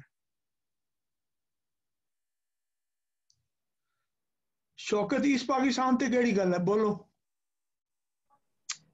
सर जी अकबर ज़ैदी साहब ने जरा ना वो एक 5 रीज़नां दित्तियां ने। सिर्फ एक मिनट शौकत, बस एक मिनट में दे दो। चलो ठीक है, हाँ चलो गल करो जी। जी ਉਹਦੇ ਵਿੱਚ ਨਾ ਇੱਕ ਉਹ ਇੰਡੀਅਨ ਜਿਹੜਾ ਨੋਬਲ ਲਾਰੀਏਟ ਉਹਨੇ ਵੀ ਕੋਈ ਗੱਲ ਕੀਤੀ ਹੈ ਕਿ ਮਤਲਬ ਜਿਹੜਾ ਈਸਟ ਪਾਕਿਸਤਾਨ ਸੀ ਉਹ ਆਲਮੋਸਟ 50% ਤੋਂ ਜ਼ਿਆਦਾ ਉਹਦੀ ਪਾਪੂਲੇਸ਼ਨ ਸੀ। अगर डेमोक्रेसी जड़ा है वो लेकिन जेरे लीडर्स सा जैसे नवाबजादा जड़ा लियाकत अली खान साहब सा उत्तर प्रदेश तो सा उथों दे नवाब सा ਤੇ ਐਂਡ 2-4 ਹੋਰ ਜਿਹੜੇ ਨੇ ਉਹ ਲੀਡਰਸ਼ਿਪ ਉੱਤੇ ਜਿਹੜੀ ਹੈ ਉਹ ਜਾਂ ਨਾਰਥ ਇੰਡੀਆ ਦੀ ਸੀ ਜਾਂ ਪੰਜਾਬੀ ਸੀ, ਪਾਪੂਲੇਸ਼ਨ ਥੱਲੇ ਜਿਹੜਾ ਈਸਟ ਦੀ ਸੀ। ਤੇ ਲੀਡਰਾਂ ਨੇ ਇਹ ਸੋਚਿਆ ਕਿ ਅਗਰ ਅਸੀਂ ਡੈਮੋਕ੍ਰੇਸੀ ਲੈ ਕੇ ਆਈਏ ਤੇ ਪਾਵਰ ਸਾਡੀ ਈਸਟ ਵੱਲ ਜਾਏਗੀ। ਇਹ ਕੇਸ ਸਾਨੂੰ ਜਿਹੜਾ ਜੁਗਤੂ ਫਰੰਦ ਵਿੱਚ ਵੀ ਨਜ਼ਰ ਆਉਂਦਾ, ਜਦੋਂ ਡਿਮਾਂਡ ਆਉਂਦੀ ਉਹ ਜਿੱਤ ਜਾਂਦੇ ਨੇ। ਤੇ ਉਹ ਗੁਲਾਮ ਮੁਹੰਮਦ ਅਸੈਂਬਲੀਆਂ ਤੋੜਨ ਤੋਂ ਪਹਿਲਾਂ ਜਿਹੜਾ ਵੈਸਟ ਵਿੱਚ ਜਿਹੜਾ ਉਹ ਕਹਿੰਦੇ ਨੇ ਕਿ ਉਹਨਾਂ ਨੇ ਜਿੱਤ ਲਿਆ ਸੀ। 70 ਵਿੱਚ ਵੀ ਆਉਂਦਾ। ਇਹ ਪੁਆਇੰਟ ਵੈਲਿਡ ਹੈ, ਇਹਨੂੰ ਅਸੀਂ ਕਹਿ ਸਕਨੇ ਆ ਕਿ ਮਤਲਬ ਇਹ ਇੱਕ ਮੇਨ ਪੁਆਇੰਟ ਹੈ ਸੀ ਅਗਰ ਦੂਜਿਆਂ ਨੂੰ ਡਿਸਰਿਗਾਰਡ ਕਰੀਏ। ਉਹ ਸ਼ੌਕਤ ਉਹ ਹਿੱਕ ਹੈ ਨਾ ਹਿੱਸਾ ਉਸ ਕਹਾਣੀ ਦਾ, ਠੀਕ ਹੈ ਨਾ। ਜ਼ਾਹਿਰ ਹੈ ਹੁਣ ਪਾਕਿਸਤਾਨ ਬਣਿਆ ਕਿਸ ਵਾਸਤੇ ਹੈ, ਅਗਰ ਤੁਸੀਂ ਉਹਦੀ ਪੜ੍ਹੋ ਤਾਰੀਖ, ਬਾਅਦ ਵਿੱਚ ਹੋਰ ਕਹਾਣੀਆਂ ਲੋਕਾਂ ਨੇ ਬਣਾਈਆਂ ਕਿ ਮੁਸਲਮਾਨ ਨੇ ਆਖਦੇ ਹਨ ਜੀ ਸਾਨੂੰ ਹਿੱਸਾ ਦਿਓ ਹਕੂਮਤ ਦੇ ਵਿੱਚ। ਅੱਛਾ, ਜਿਹੜੇ ਹੁਣ ਪਾਕਿਸਤਾਨ ਹੈ ਇਸ ਇਲਾਕੇ ਤੇ ਮੁਸਲਮਾਨਾਂ ਦੀ ਅਕਸਰੀਅਤ ਹਾਈ ਉਹਨਾਂ ਨੂੰ ਹਕੂਮਤ ਹਿੱਸਾ ਲੈਣ ਦੀ ਲੋੜ ਕੀ ਆਈ? ਸੀਟਾਂ ਨਹੀਂ ਅਕਸਰੀਅਤ ਉਹਨਾਂ ਕੋਲ ਬਣਦੇ ਉਹਨਾਂ ਦੇ ਲੋਕ ਹਨ। ਮੁਸਲਿਮ ਲੀਗ ਦਾ ਅਗਰ ਤੁਸੀਂ ਜਸਵੰਤ ਸਿੰਘ ਦੀ ਕਿਤਾਬ ਪੜ੍ਹੋ ਜਨਾਬ, ਬੜੀ ਸੋਹਣੀ ਉਹਨੇ ਕਿਤਾਬ ਲਿਖੀ ਹੈ। ਮੁਸਲਿਮ ਲੀਗ ਦਾ ਕਾਂਗਰਸ ਨਾਲ ਇਹੋ ਜਿਹੜਾ ਆਈ ਕਿ ਬਈ ਯੂਪੀ ਦੇ ਵਿੱਚ ਮੁਸਲਮਾਨ ਅਕਲੀਅਤ ਵਿੱਚ ਹਨ, ਸਾਡੇ ਪੜ੍ਹੇ ਲਿਖੇ ਜ਼ਿਆਦਾ ਉੱਥੇ ਹਨ, ਤੁਸੀਂ ਅਕਲੀਅਤ ਨੂੰ ਵੀ ਹਕੂਮਤ ਦੇ ਹਿੱਸੇਦਾਰ ਬਣਾ ਲਓ, ਹਕੂਮਤ ਤੁਹਾਡੀ ਬਣਸੀ। ਅਸਾਂ ਤੁਹਾਡੀ ਜਿਹੜੇ ਅਕਲੀਅਤ ਦੇ ਲੋਕ ਚੁਣੇ ਵੈਸੇ ਕਾਂਗਰਸ ਦੇ, ਅਸਾਂ ਉਹਨਾਂ ਨੂੰ ਹਿੱਸੇਦਾਰ ਬਣਾ ਲਏ ਸਨ। ਕਾਂਗਰਸ ਨੇ ਇਸ ਤਰ੍ਹਾਂ ਮੁਤਾਬਾ ਨਹੀਂ ਮੰਨਿਆ, ਸਾਰੀ ਲੜਾਈ ਇਹ ਹੈ ਕਿ ਸਾਨੂੰ ਹਿੱਸੇਦਾਰ ਬਣਾ ਲਓ। ਅੱਛਾ, ਹੁਣ ਪਾਕਿਸਤਾਨ ਜਿਹੜੇ ਬਣ ਗਿਆ ਹਿੰਦੂ ਮੁਸਲਮਾਨਾਂ ਦਾ ਖਤਮ ਹੋ ਗਿਆ। ਹੁਣ ਪੰਜਾਬੀਆਂ ਦੇ ਕੋਲ ਫੌਜ ਵੀ ਆਈ, ਜ਼ਮੀਨ ਵੀ ਆਈ, ਤੇ ਬੰਗਾਲੀ ਨੇ ਆਖਿਆ ਸਾਨੂੰ ਵੀ ਹਿੱਸਾ ਦਿਓ, ਪਠਾਨਾਂ ਨੇ ਆਖਿਆ ਜੀ ਸਾਨੂੰ ਵੀ ਹਿੱਸਾ ਦਿਓ, ਸਿੰਧੀਆਂ ਨੇ ਆਖਿਆ ਸਾਨੂੰ ਹਿੱਸਾ ਦਿਓ। ਉਹ ਛੋਟੇ ਹਿੱਸੇਦਾਰ ਹਨ, ਬਲੋਚਾਂ ਨੇ। ਉਹ ਸਾਡੇ ਜਿਹੜੇ ਸਿਆਸੀ ਲੀਡਰ ਹਨ ਉਹ ਇਸ ਤੇ ਕਿਸੇ ਫਾਰਮੂਲੇ ਤੇ ਮੰਨ ਨਹੀਂ ਸਕੇ ਕਿ ਵੀ ਇਹਨਾਂ ਨੂੰ ਹਿੱਸਾਦਾਰ ਕਿਵੇਂ ਬਣਾਵੀਏ, ਇਹਨਾਂ ਨੂੰ ਕਿਵੇਂ ਮੰਨੀਏ। ਸਾਰੀ ਗੱਲ ਉੱਤੇ ਖਤਮ ਹੋ ਗਈ। ਹੁਣ ਉਹਦਾ ਇਹੋ ਆਈ ਸਵਾਲ ਕਿ ਵੀ ਤੁਸੀਂ ਪੂਰਾ ਦੇ ਦੇਣਾ ਹੈ ਜਾਂ ਅੱਧੇ ਤੇ ਰਾਜ਼ੀ ਹੋਣਾ। ਇਹਨਾਂ ਆਖਿਆ ਜੇ ਪੂਰਾ ਲੈ ਕੇ ਚਲੇ ਵੰਜੋ, ਅੱਧਾ ਤੁਹਾਨੂੰ ਨਹੀਂ ਦੇਣਾ। ਇਹ ਵਾਲਾ ਅਲੱਗ ਗੱਲ ਹੈ, ਉਹਦੇ 'ਚ ਇਹ ਹਾਈ ਹਿੱਕ ਆਈ। ਲੇਕਿਨ ਹੁਸੈਨ ਸ਼ਹੀਦ ਸੂਰਵਰਦੀ ਵੀ ਲੀਡਰ ਆਈ, ਬੰਗਾਲ ਦੇ ਦੂਏ ਵੀ ਲੀਡਰ ਹਨ, ਲੇਕਿਨ ਉਹ ਰੱਸਾਕਸ਼ੀ ਚਲਦੀ ਰਹੀ ਤੇ ਉਹ ਖਤਮ ਹੋ ਗਈ। ਤੇ ਪਹਿਲਾ ਬੁਨਿਆਦੀ ਸਾਡਾ ਮਕਸਦ ਇਹ ਹੈ ਦੱਸਣ ਦਾ ਕਿ ਰਿਆਸਤੀ ਕੂਵਤ ਜਿਹੜੀ ਹੈ ਉਹ ਜ਼ਾਹਿਰ ਹੈ ਚੰਦ ਜਿਹੜੇ ਮੇਲ ਹਨ, ਤਕੜੇ ਹਨ, ਵਡੇਰੇ ਹਨ, ਉਹਨਾਂ ਦੀ ਕੋਸ਼ਿਸ਼ ਰਹੀ ਕਿ ਇਹ ਪੂਰੀ ਕੂਵਤ ਸਾਡੇ ਹੱਥ 'ਚ ਰਹੇ। ਇਹਦੇ ਜਿਹੜੇ ਮਾਲੀ ਕੂਵਤ ਹੈ ਉਹਨੂੰ ਅਸਾਂ ਵਰਤੀਏ ਸਿਰਫ ਆਪਣੇ ਵਾਸਤੇ। ਸਨਅਤ ਲਾਉਣੀ ਹੈ, ਵੱਡੇ ਜ਼ਿਮੀਦਾਰ ਨੂੰ ਕਰਜ਼ੇ ਦੇਣੇ, ਉਹਨਾਂ ਦੀ ਜ਼ਰਾਅਤ 'ਚ ਤਰੱਕੀ ਕਰਨੀ ਹੈ, ਉਸ ਤੇ ਖਰਚ ਕਰਨਾ। ਗਰੀਬ ਬੰਦਾ ਜਿਹੜਾ ਹੈ ਉਸ ਦੇ ਵਾਸਤੇ ਤੁਸੀਂ ਤਾਲੀਮ ਤੇ ਖਰਚ ਨਹੀਂ ਕਰਨਾ, ਸਿਹਤ ਤੇ ਖਰਚ ਨਹੀਂ ਕਰਨਾ, ਸੜਕਾਂ ਨਹੀਂ ਬਣਾਉਣੀਆਂ, ਘਰ ਨਹੀਂ ਦੇਣੇ। ਇਹ ਬੜੀ ਮੋਟੀ ਗੱਲ ਹੈ ਸਮਝਣ ਦੀ ਕਿ ਵੀ ਜਿਸ ਘੋੜੇ ਤੇ ਸਵਾਰੀ ਕਰਨੀ ਹੈ ਤੁਸੀਂ ਆਖਦੇ ਉਹਨੂੰ ਕਮਜ਼ੋਰ ਰੱਖਣਾ ਕਿ ਮੈਂ ਐਸੇ ਸਵਾਰੀ ਕਰ ਸਕਾਂ। ਉਹ ਤੁਹਾਡੀ ਘੋੜੀ ਕਮਜ਼ੋਰ ਹੋ ਸੀ ਤਾਂ ਦਰੁਕਸੀ ਕਿਤਨਾ ਤੇ ਲੈ ਸਾਨੂੰ ਕਿਤਨਾ ਦੂਰ ਵੈਸੇ ਬੜੀ ਮੋਟੀ ਗੱਲ ਹੈ। ਇਹ ਸਾਡੇ ਬੜੇ ਬੜੇ ਸਿਆਣੇ ਜਿਹੜੇ ਵਡੇਰੇ ਹਨ ਉਹਨਾਂ ਦਾ ਇਤਨਾ ਡਰ ਬੈਠਾ ਹੋਇਆ ਆਪਣੇ ਲੋਕਾਂ ਨੂੰ, ਉਹਨਾਂ ਦੇ ਆਪਣੇ ਦਿਲ ਵਿੱਚ, ਕਿ ਉਹਨਾਂ ਨੇ ਉਹਨਾਂ ਦੇ ਉੱਤੇ ਉਸ ਤਰੀਕੇ ਨਾਲ ਖਰਚ ਨਹੀਂ ਕੀਤਾ। ਜਿਤਨੀ ਕੌਮਾਂ ਨੇ ਤਰੱਕੀ ਕੀਤੀ ਹੈ ਕਲੋਨੀਅਲ ਨਿਜ਼ਾਮ ਦੇ ਖਤਮ ਹੋਣ ਤੋਂ ਬਾਅਦ, ਦੂਜੀ ਜੰਗ ਅਜ਼ੀਮ ਤੋਂ ਬਾਅਦ ਜਾਂ ਉਸ ਤੋਂ ਪਹਿਲੇ ਜਿਹੜੇ ਸਰਮਾਇਆਦਾਰ ਮੁਲਕ ਹਨ, ਸਭ ਤੋਂ ਵੱਡਾ ਕੰਮ ਉਹਨਾਂ ਦਾ ਹੈ ਆਪਣੇ ਲੋਕਾਂ ਦਾ ਸਰਮਾਇਆਕਾਰੀ ਕਰਨਾ, ਆਪਣੀ ਘੋੜੀ ਨੂੰ ਪਾਲਣਾ ਭਾਵੇਂ ਆਪਣੇ ਫਾਇਦੇ ਵਾਸਤੇ, ਕਿ ਇਹਨੂੰ ਘਾਹ ਪੈਸੋ ਜ਼ਿਆਦਾ, ਇਹਨੂੰ ਖਰਖਰਾ ਕਰੇਸੋ, ਇਹਨੂੰ ਖੰਡ ਖਵੈਸੋ। ਇਹ ਕੋਈ ਵਰਸੀ ਫਰਸੀ ਤੇ ਤੁਹਾਡਾ ਭਾਰ ਚਾਵਣ ਦੇ ਕਾਬਿਲ ਹੋ ਸੀ, ਤੁਹਾਨੂੰ ਭਜਾ ਕੇ ਇੱਕ ਜਾ ਤੋਂ ਦੂਜੀ ਜਾ ਲੈ ਗਿਆ ਸੀ। ਇਹ ਮੋਟੀ ਗੱਲ ਆਈ ਜਿਹੜੀ ਉਹਨਾਂ ਦੀ ਕੋਤਾ ਨਜ਼ਰੀ ਆਖ ਲਓ, loss of human and social capital ਦੋਵੇਂ ਜਿਹੜੇ ਉਹਦੇ ਵਾਸਤੇ ਇਸਤਲਾਹ ਇਸਤੇਮਾਲ ਹੁੰਦੀ ਹੈ। ਮੈਂ ਆਪਣੀ ਪੰਜਾਬੀ ਬੋਲਣੀ ਹੁੰਦੀ ਹੈ ਨਾ ਵਿੱਚ ਤਾਂ ਕਿ ਬਈ ਮੋਟੀ ਆਸਾਨੀ ਨਾਲ ਸਮਝ ਆਵੇ। ਉਹ ਜਿਹੜਾ ਹੈ ਕਿ ਬਈ ਹਿਊਮਨ ਤੇ ਸੋਸ਼ਲ ਕੈਪੀਟਲ ਤੇ ਉਹਨਾਂ ਨੇ ਖਰਚ ਨਹੀਂ ਕੀਤਾ। ਸਕੂਲ ਬਣਾਏ ਨਹੀਂ ਜਾਂ ਬਣੇ, ਤੁਸੀਂ ਹੁਣ ਹੀ ਵਾਂਝ ਕੇ ਵੇਖ ਸਕਦੇ ਹੋ ਕਿ ਉਹ ਸਰਕਾਰ ਨੇ ਪਾਲਿਸੀ ਬਣਾਈ ਹੋਈ ਹੈ ਕਿ ਬਈ ਜਿਹੜਾ ਸਕੂਲ ਵਾਸਤੇ ਜ਼ਮੀਨ ਦੇ ਸੀ ਨਾ, ਜਿਹੜੀ ਜਾਂ ਮਿਲ ਵੈਸੀ ਉੱਥੇ ਅਸਾਂ ਬਿਲਡਿੰਗ ਦਾ ਖਰਚਾ ਦੇ ਸਾਂ ਤੇ ਇੱਕ ਬੰਦਾ ਉਹਨੂੰ ਚੌਕੀਦਾਰ ਜਾਂ ਉਹਦੀ ਨੌਕਰੀ ਮਿਲ ਵੈਸੀ। ਬਹੁਤ ਸਾਰੀ ਜਗ੍ਹਾਵਾਂ ਤੇ ਜਿੱਥੇ ਵਡੇਰੇ ਲੋਕ ਜਾਂ ਤਕੜੇ ਲੋਕ ਹਾਲੇ ਤੱਕ ਮਜ਼ਬੂਤ ਹਨ, ਉਹਨਾਂ ਨੂੰ ਸਕੂਲਾਂ ਵਾਸਤੇ ਜ਼ਮੀਨ ਦੇ ਦਿੱਤੀ, ਸਰਕਾਰ ਨੇ ਬਿਲਡਿੰਗ ਬਣਾ ਦਿੱਤੀ, ਉੱਥੋਂ ਆਪਣਾ ਅਸਤਬਲ ਬਣਾ ਦਿੱਤਾ ਜਾਂ ਉੱਥੋਂ ਆਪਣਾ ਸਮਾਨ ਰੱਖਣ ਦੀ ਜਗ੍ਹਾ ਬਣਾ ਦਿੱਤੀ। ਇੱਕ ਦਾ ਆਪਣਾ ਜਿਹੜਾ ਕੰਨ ਟੁੱਟਾ ਉਹਨੂੰ ਉੱਥੇ ਰੱਖ ਦਿੱਤਾ ਵੀ ਤੂੰ ਬੈਠੇ ਨਾ, ਉਹ ਤਾਲੀਮ ਸ਼ਲੀਮ ਦਾ ਕੰਮ ਨਹੀਂ ਹੁੰਦਾ।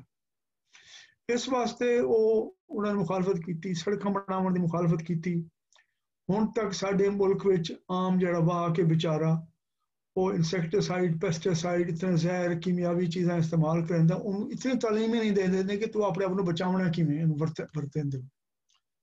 सो पहले 11 साल तेज गुजर गए।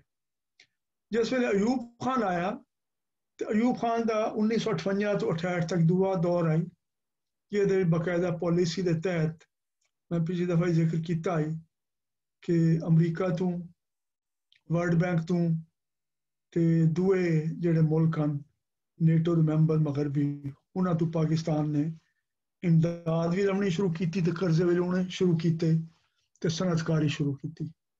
सनतकारी का जिहड़ा मरकज है वो कराची बन गया, तो सारे मुल्क तो लोग अपने देहातों छोड़ के, अपने शहरों छोटे छोड़ के, अपने इलाके छोड़ के कराची आके इकट्ठे होने शुरू हो गए, क्योंकि गरीब नूं उत्थे रोजी मिलती है। अख्तर हमीद खान साहब साड़ी जो उस्ताद हैं ना, वो आते हैं जी कराची गरीब की माँ है, लोग कहते हैं। तो दो गल आते हैं कि अगर तरक्की गरीब की तरफ नहीं जाएगी तो गरीब तरक्की की तरफ आ जाएगा। वो लोगों ने आना शुरू कर दिता। हुण एक तो सनतकारी हुई, वो अयूब खान का बड़ा ना होया जी, उन्होंने इतने रोजगार पैदा करते, मुल्क को सनत दे दी, बड़ी तरक्की दे दी। लेकिन ਉਹਦੇ ਨਾਲ ਜਿਹੜਾ ਬੰਦਾ बेचारा मजदूर बन के आया, पटी के आया अपने इलाके तो, उत्थों रुखी सुखी मिल पैंदी आई, कोई कणक साफ मिल पैंदी है, दुध कोई खालिस मिल पैंदा है पीने वास्ते, होर ओदा साफ हवा मिल पैंदी। इत्थे आए पटी के, ना उन्होंने वास्ते रिहाइश दी जगह ते ना उन्होंने वास्ते तनख्वाह इतनी आई कि अपनी भी पूरी पवे तो घर ही वापस भेजन। ਉਹਦੀ वजह तो लोगों को रोजगार तो मिल गया, सनत लग गई, लेकिन बेचैनी मुसलसल बखदी रही पाकिस्तान के विच। जिहदे नतीजे च अयूब खान के आखिरी दियां बड़ी जबरदस्त हड़तालां हुईयां मजदूरां दियां, कराची विच भी, लाहौर विच भी, मशरकी पाकिस्तान विच भी, पाकिस्तान के दूए हिस्से विच। ते ज़राअत जिस जिहड़े वड्डे लोग हैं तकड़े, जिहड़े कर्जे लै सकते हैं, जिहड़े ट्रैक्टर लै सकते हैं, जिहड़े उस जमाने खाद वगैरह वास्ते जिहड़ा उन्होंने मिल रहा है कर्जा, उन्होंने तरक्की हुई। जिहड़े छोटे मालिक हैं या बेजमीन लोग हैं, उन्होंने जिंदगी से कोई ज़्यादा फर्क नहीं पाया।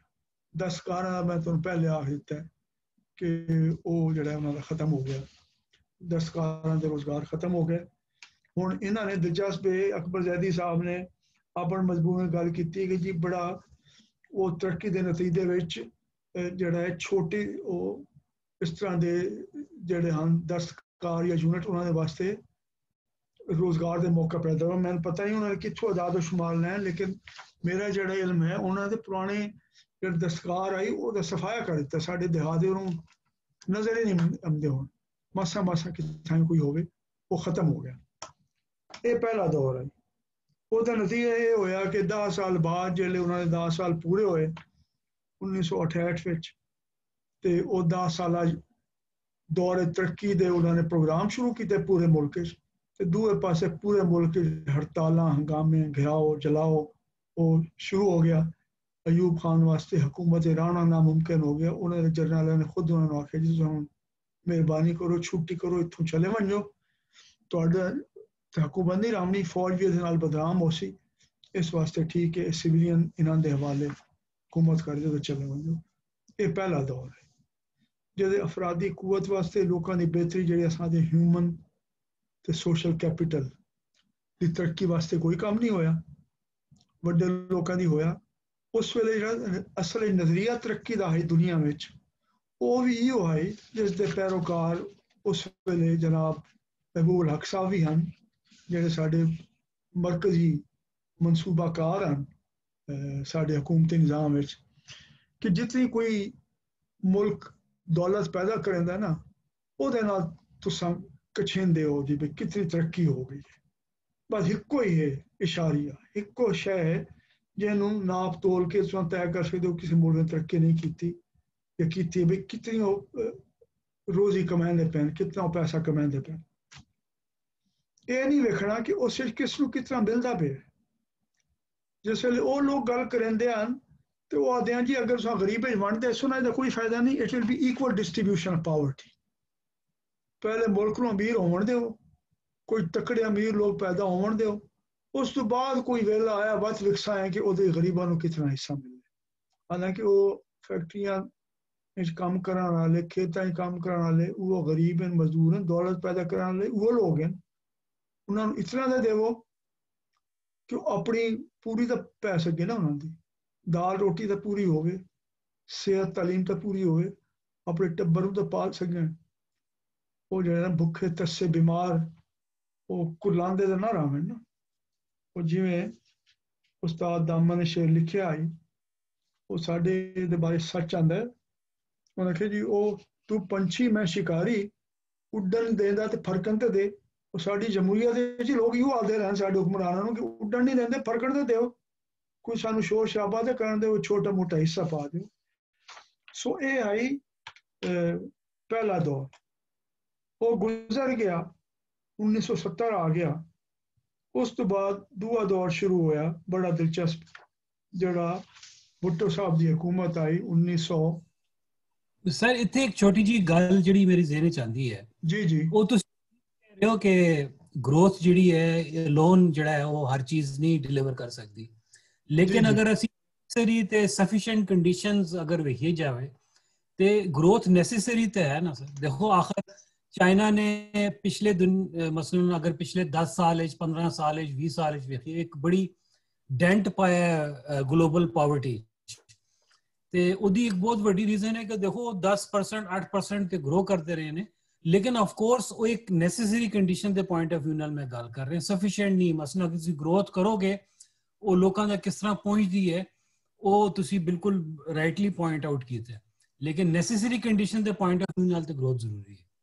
हाँ वो उमर गल है, तुहाडी गल ठीक है। ये साडा एक मुहावरा है पंजाबी विच दोबारा कि चो के खाओ या घो के खाओ। मतलब है कि तुसां जिहड़ी गां तुहानूं मिली है उहनूं चोवना है कि भाई उन्होंने पट्ठे ही पाते रहो तो तुहानूं दुध ही मिलता रहे, या उन्होंने घो के खाओ जाना एको दफा।